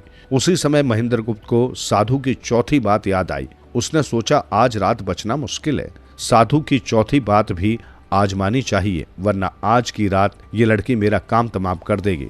महेंद्र गुप्त ने ये सब सोचकर लड़की से कहा, मेरे पास लाल नहीं है, यदि तू मुझको मारेगी तो वैसे ही पछताएगी जैसे कालू बंजारा कुत्ते को मारकर पछताया था। बंजारा क्यों पछताया था, उसकी दास्तान शुरू से लेकर अंत तक मुझे सुनाओ, लड़की ने आवेश में कहा। महेंद्र गुप्त बंजारे की दास्तान सुनाने लगा। एक बंजारे को किसी काम में ऐसी हानि हुई कि उसका सारा सामान बिक गया, सिर्फ एक कुत्ता उसके पास रह गया। बंजारे के मन में आया कि इस कुत्ते को किसी के पास गिरवी रखकर कुछ रुपया ले लूं। ये सोचकर बंजारा उस कुत्ते को लेकर एक साहूकार के पास गया और 5 रुपयों में कुत्ता गिरवी रखकर बंजारे ने उस साहूकार से कहा, जब तक मैं आपको ब्याज सहित रुपया अदा न कर दूं, ये कुत्ता आपके पास रहेगा। ये कहकर बंजारा चला गया और कुत्ता साहूकार की दुकान में रहने लगा। अचानक एक रात को चोर आए और दुकान में घुस गए। वे चोर साहूकार की अशर्फियां की तमाम थैलियां लेकर चलते बने, लेकिन उस कुत्ते ने कान तक न हिलाए। कुत्ते ने सोचा, मैं अकेला हूं, अगर शोर शराबा किया तो ये चोर मुझे मार डालेंगे। इससे उचित यही है कि इन्हें माल ले जाने दूं और देखूं कि ये चोर माल लेकर जाते कहाँ हैं। जब चोर थैलियां लेकर चले तो कुत्ता भी उनके पीछे पीछे चल दिया। वे चोर शहर के तालाब पर पहुंचे और उन्होंने सब थैलियों को तालाब में डाल दिया और वहां से चले गए। ये देखकर कुत्ता वापस आकर दुकान में लेट गया। जब सवेरा हुआ और साहूकार ने दुकान पर आकर देखा तो सारी दौलत वहां से गायब थी। ये देखकर वो साहूकार अपनी छाती पीट पीट कर रोने लगा। बहुत से लोग उसके रोने की आवाज सुनकर वहां जमा हो गए और सारी बात जानकर साहूकार को दिलासा देने लगे। मुझे इसका अफसोस नहीं कि मेरा सारा माल चला गया, बल्कि मुझे अफसोस इस कुत्ते का है। लोग कहते हैं कि बंजारे का कुत्ता 100 आदमियों के बराबर काम करता है, पर यह नमक हराम तो भौंका तक नहीं। अगर ये भौंकता तो आसपास के लोग जाग जाते और मेरा माल बच जाता, साहूकार ने रोते हुए कहा। जब कुत्ते ने साहूकार की बात सुनी तो वो साहूकार का दामन पकड़कर खींचने लगा। लोगों ने कहा, ये कुत्ता कुछ कह रहा है, इसके साथ चलो, देखें ये कहाँ ले जाता है। लोगों की ये बात सुनकर साहूकार अपने कुछ साथियों के साथ कुत्ते के पीछे चल दिया। कुत्ता उन सबको तालाब पर ले गया, फिर स्वयं उसी तालाब में कूद पड़ा और गोता मारकर एक थैली अपने मुंह में दबा लाया। उस थैली को देखकर सब लोग कहने लगे कि माल इसी तालाब में है। तुरंत ही साहूकार के कुछ साथी उस तालाब में कूद पड़े और सारा माल निकाल लाए और साहूकार के हवाले कर दिया। साहूकार बड़ा प्रसन्न हुआ और बोला, इस कुत्ते को मैंने बेकार में बुरा भला कहा, इसी के कारण आज मेरा चोरी गया माल मिल गया। अब मैं इसे मुक्त करता हूँ। ये कहकर एक पर्चे पर सारा हाल लिखकर कुत्ते के गले में बांधकर कहा, मैं तुझसे बहुत खुश हूँ और तुझको आजाद करता हूँ। जहाँ तेरा मालिक हो वहां चला जा। तेरे मालिक को मैंने जो रुपया दिया था वो समझो पूरा हो गया। ये कहकर उसने कुत्ते को रुखसत किया। कुत्ता अपने मालिक के पास रवाना हो गया। कई दिनों बाद जब बंजारे को अपना कुत्ता नजर आया तो उसे देखकर बंजारे को बहुत क्रोध आया। इसने बहुत बड़ा पाप किया जो भागकर यहाँ चला आया, मेरी बनी बनाई साख खराब कर दी। बंजारे ने क्रोधित स्वर में कहा। इतने में कुत्ता भी करीब आ पहुंचा। इसी समय बंजारे ने क्रोध में बिना सोचे समझे उसकी गर्दन पर तलवार का ऐसा वार किया कि कुत्ते का सिर धड़ से अलग हो गया। तभी उसकी नजर कुत्ते के गले में बंधे पर्चे पर पड़ी। उसने उठाकर उसे पढ़ा और कुत्ते की स्वामी भक्ति को देखकर वो बहुत रोया और कहने लगा, मैंने बड़ी भूल की जो निर्दोष कुत्ते को मार डाला, परंतु अब क्या हो सकता था। अब मैं एक और दास्तान सुनाता हूँ। इतनी दास्तान कहते कहते सवेरा हो गया। तब ठग की बेटी ने महेंद्र गुप्त से कहा, आज की रात तो तूने मुझे बातों में लगाकर अपनी जान बचा ली, परंतु आज मेरी बहन की बारी है, वो तुझे हरगिज जीवित नहीं छोड़ेगी। ये सुनकर ठग की छोटी बेटी बहुत प्रसन्न हुई और अपनी बहन को दिखाने के लिए ऊपरी मन से बोली, तुम निश्चित रहो बहन, मैं इससे लाल लिए बगैर छोड़ने वाली नहीं। ये कहकर वो महेंद्र गुप्त के पास गई और बोली, भगवान का शुक्र है जो तूने चालाकी से अपनी जान बचा ली। हमारी ये रीति है कि मेरे भाई और बाप मुसाफिरों को पकड़ कर लाते हैं और हम अपनी चालाकी से उससे माल हत्या कर उसे मार डालते हैं। उसने फिर आगे कहा, आज मेरी बारी है, मैं दिलो जान से तेरी दासी हूँ, तुझे जैसा अच्छा लगे वैसा ही कर। ये सुनकर महेंद्र गुप्त बोला, प्रिय, जब से मैंने तुम्हें देखा है तब से हर ओर तुम ही तुम दिखाई देती हो और दिल करता है कि हर पल तुम्हारे पास ही रहूं। तुमसे मेरे दिल का हाल छिपा हुआ नहीं है। उसकी बात सुनकर ठग की बेटी ने कहा, आप कहते हैं कि मुझसे कुछ भी छिपा हुआ नहीं है, तो फिर वे लाल कहाँ हैं? वे चारों लाल मेरी जांग में है, अगर तुम निकालना चाहो तो निकाल लो। महेंद्र गुप्त ने अपनी जांग उसकी ओर बढ़ाते हुए कहा, प्यारे, वो लाल तुम्हें ही मुबारक हो, मैं तो तुम्हारी दासी हूँ और तुम्हारे दर्शनों की प्यासी हूँ। ठग की छोटी बेटी ने उसके गले में बाहें डाल दी। ये सुनकर महेंद्र गुप्त ने कहा, जो कुछ तुमने कहा है वो सब तुम्हारे दिल की भावनाएं हैं, लेकिन यहाँ रहकर मेरा तुम्हारा प्रेम आगे बढ़ पाना कठिन है, क्योंकि जब तुम्हारे बाप और भाइयों को इसका पता चलेगा तो हम दोनों की खैर नहीं। अगर तुम्हारी इच्छा हो तो यहाँ से भाग निकलना ही उचित है। मुझे यहाँ से चलने में कोई आपत्ति नहीं। यहाँ से निकलने का एक ही उपाय है। मेरे पिता के पास 2 साड़नियां हैं, एक तो दिन भर में 60 कोस चलती है और दूसरी दिन भर में 100 कोस चलती है। तुम उनमें से बड़ी वाली को खोज लाओ, उसी पर बैठकर हम दोनों निकल चलेंगे और इस प्रकार मेरे घर वाले भी हमको नहीं पकड़ सकेंगे। छोटी बेटी ने महेंद्र गुप्त को मशवरा देते हुए कहा। यह सुनकर महेंद्र गुप्त सारणी खोलने चला गया। महेंद्र गुप्त सारणी ले तो आया, मगर जल्दबाजी में वो बड़ी के स्थान पर छोटी सारणी ले आया। ठग की बेटी बहुत सामान लेकर सारणी पर बैठ गई। महेंद्र गुप्त भी बैठ गया और दोनों चल दिए। सारणी जब चलते चलते 60 कोस पहुंची तो जंगल में रुककर खड़ी हो गई। इसी बीच जंगल में सारणी को खड़ा देखकर महेंद्र गुप्त व उसकी प्रेमिका के होश उड़ गए। इधर जब सवेरा हुआ तो ठग ने देखा कि उसकी बेटी और मुसाफिर दोनों गायब हैं। उसने सोचा कि निसंदेह वो बदमाश मेरी बेटी को भगा ले गया है। ये सोचकर तबेले में जाकर देखा तो छोटी सारणी गायब है और बड़ी सारणी वहीं है। ये देखकर वो कहने लगा, अब वो कहाँ जाएंगे, मैं अभी उन्हें पकड़ कर लाता हूँ। ये कहकर सारणी पर सवार होकर उसने उसे तेजी से दौड़ा दिया और थोड़ी ही देर में जंगल में उस स्थान पर जा पहुंचा जहां वे दोनों ठहरे थे। महेंद्र गुप्त ने जब उसको आते देखा तो बहुत घबराया और कहने लगा, देखो तुम्हारे पिताजी आ रहे हैं, अब उनसे अपनी और तुम्हारी जान बचानी मुश्किल पड़ जाएगी। लड़की ने कहा, घबराओ नहीं और पेड़ पर चढ़ जाओ। जब मेरा बाप तुम्हें पकड़ने के लिए आएगा और पेड़ पर चढ़ेगा तो मैं बड़ी सारणी पर चढ़कर सारणी को तुम्हारे डाल के नीचे खड़ा कर दूंगी। तुम कूदकर उस पर बैठ जाना। इस प्रकार हम दोनों बचकर साफ निकल जाएंगे। ये सुनकर महेंद्र गुप्त पेड़ पर चढ़ गया। इतने में ठग भी वहां आ पहुंचा। महेंद्र गुप्त को पेड़ पर चढ़ा देखकर ठग सारणी से उतरा और उसने पकड़ने के लिए पेड़ पर चढ़ने लगा। इधर मौका पाते ही ठग की बेटी सारणी पर चढ़कर उसे महेंद्र गुप्त की डाल के नीचे पेड़ के पास ले आई। महेंद्र गुप्त कूदकर उस पर बैठ गया। फिर दोनों चल दिए। ठग देखता ही रह गया। महेंद्र गुप्त वहां से चलकर कई दिनों के बाद एक शहर में पहुंचा और वो ठग की बेटी के साथ बहुत दिनों तक ऐशो आराम के दिन गुजारता रहा। जब महेंद्र गुप्त को वहां रहते हुए बहुत दिन हो गए और उसके देश निकालने की अवधि भी पूरी हो गई, तब वो सोचने लगा, अब अपने देश की ओर चलना चाहिए, किंतु इस लड़की को साथ लेकर कैसे जाऊं? इसे साथ देखकर पिताजी फिर से देश निकाला दे देंगे। ये सोचकर उसने लड़की को मारकर कमरे में बंद किया और स्वयं तमाम माल दौलत लेकर चल दिया। मैना ने कहा, तू ही देख तोते, ठग की बेटी ने चंद्रगुप्त के साथ कैसा व्यवहार किया, उसके प्राण भी बचाए और साथ में लाल भी। इस सब के बदले में उसे अपने प्राण गंवाने पड़े, इसलिए मैं मर्दों से घृणा करती हूँ। तोते ने कहा, तेरा कहना सच है, लेकिन मैं भी एक दास्तान सुनाता हूँ, जरा गौर से सुन। हार। बहुत समय पहले की बात है। एक शहर में एक दयालु राजा रहता था। उसके यहां रोज 2 भिखारी भीख मांगने आया करते थे। उनमें से एक भिखारी युवा था और दूसरा बूढ़ा। राजा उनको रोज रोटी और पैसा दिया करता था। भीख लेने के बाद बूढ़ा भिखारी कहता था, ईश्वर देता है। युवा भिखारी कहता था, हमारे महाराज की देन है। एक दिन राजा ने उन्हें आम दिनों से ज्यादा धन दिया। युवा भिखारी ने कहा, हमारे महाराज की देन है। बूढ़े भिखारी ने कहा, ईश्वर की देन है। यह सुनकर राजा को बहुत गुस्सा आया। उसने सोचा, इसका भरण पोषण तो मैं करता हूं और ये भिखारी कहता है कि ईश्वर की देन है। राजा ने युवा भिखारी की और सहायता करने की सोची और अगले दिन उसने कहा, आज तुम इस नए रास्ते से जाओगे, लेकिन पहले युवा भिखारी जाएगा, बाद में बूढ़ा भिखारी। ये कहते हुए राजा ने नए रास्ते में सोने से भरी एक थैली रखवा दी ताकि वो युवा भिखारी को मिल सके। जब युवा भिखारी इस नए रास्ते से गुजरा तो उसने देखा कि ये रास्ता काफी चौड़ा और समतल है। उसने सोचा, इस रास्ते में आंखें बंद करके चल सकता हूं।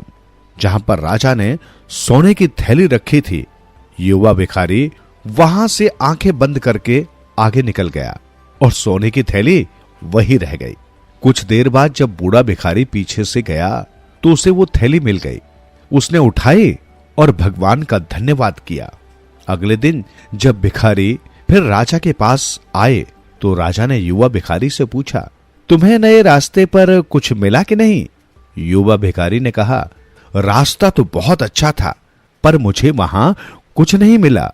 बूढ़े भिखारी ने कहा, मुझे सोने से भरी एक थैली मिली जो ईश्वर की देन थी।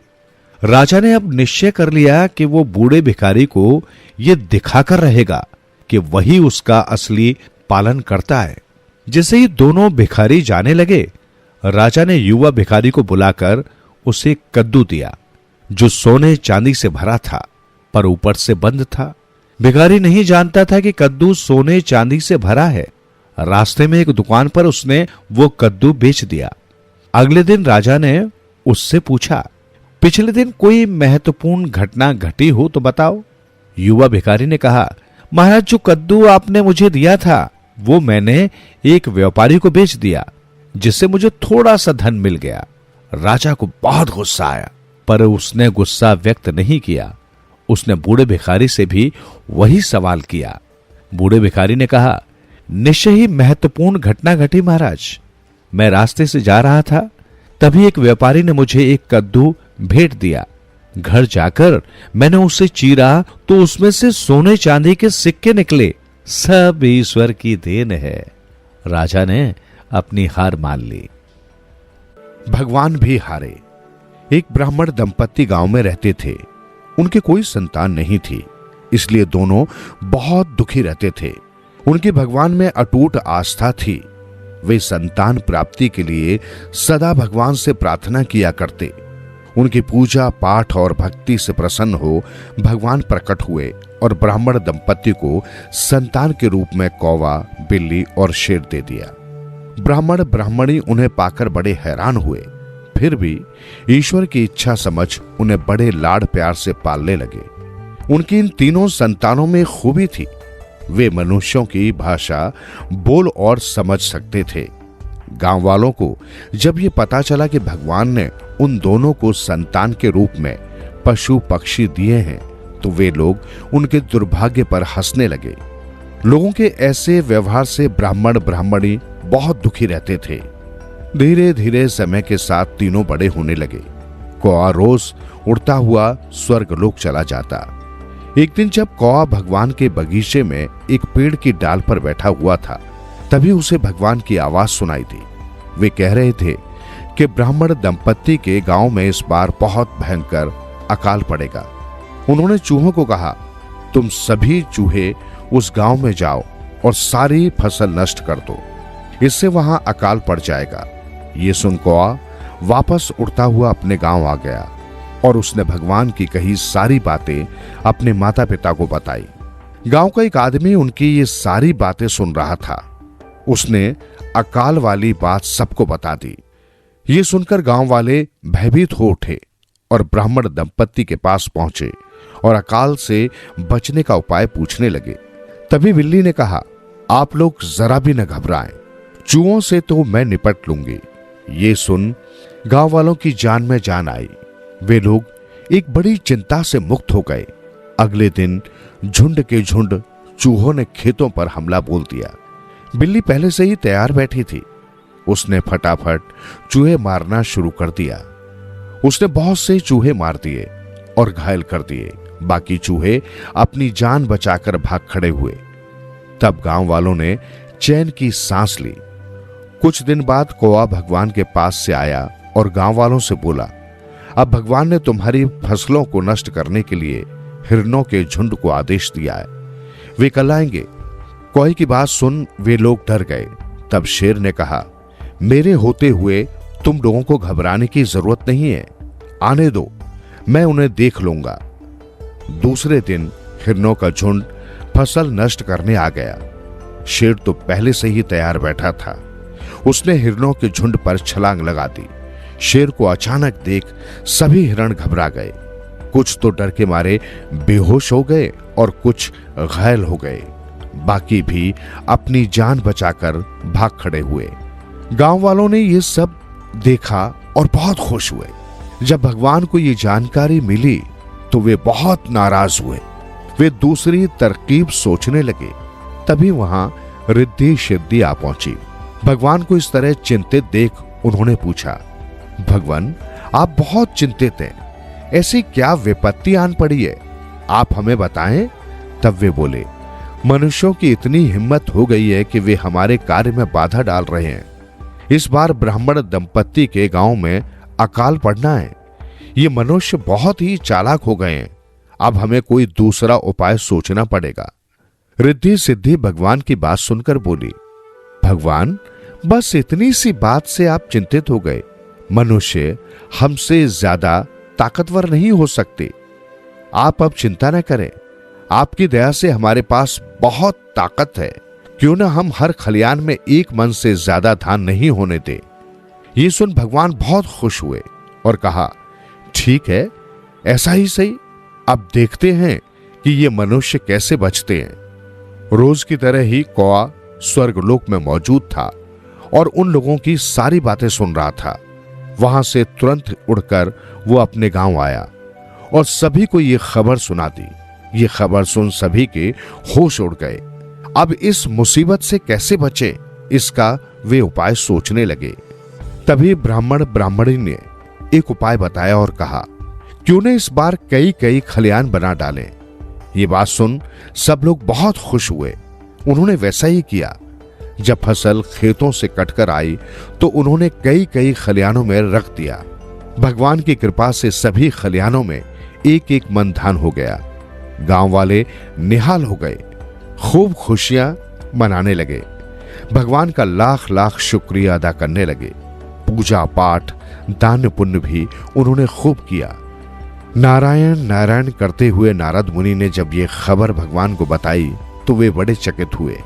उन्होंने मुस्कुराते हुए कहा, नारद मुनि, हम इन मनुष्यों की बुद्धिमानी से बड़े खुश हैं। अगर ये लोग हमेशा प्यार से मिलजुल कर रहें और हमेशा एक दूसरे के हित की बात सोचें तो ये हर विपत्ति का सामना कर सकते हैं। जब मैंने ही इनसे हार मान ली तो भला और किसी की क्या मजाल है। ये कह भगवान ने सभी को आशीर्वाद दिया। अब गांव वाले ब्राह्मण ब्राह्मणी की तीनों संतानों की बुद्धिमानी से बहुत खुश थे। उन्हें ब्राह्मण दंपत्ति के साथ किए गए अपने दुर्व्यवहार पर बड़ा पश्चाताप हुआ। उन्होंने उनसे क्षमा मांगी। उस दिन से वे सब उनका आदर सम्मान करने लगे और सभी लोग बड़े आराम और सुख चैन से जीवन बिताने लगे। सुनते रहो दिल से यूं ही कहानियां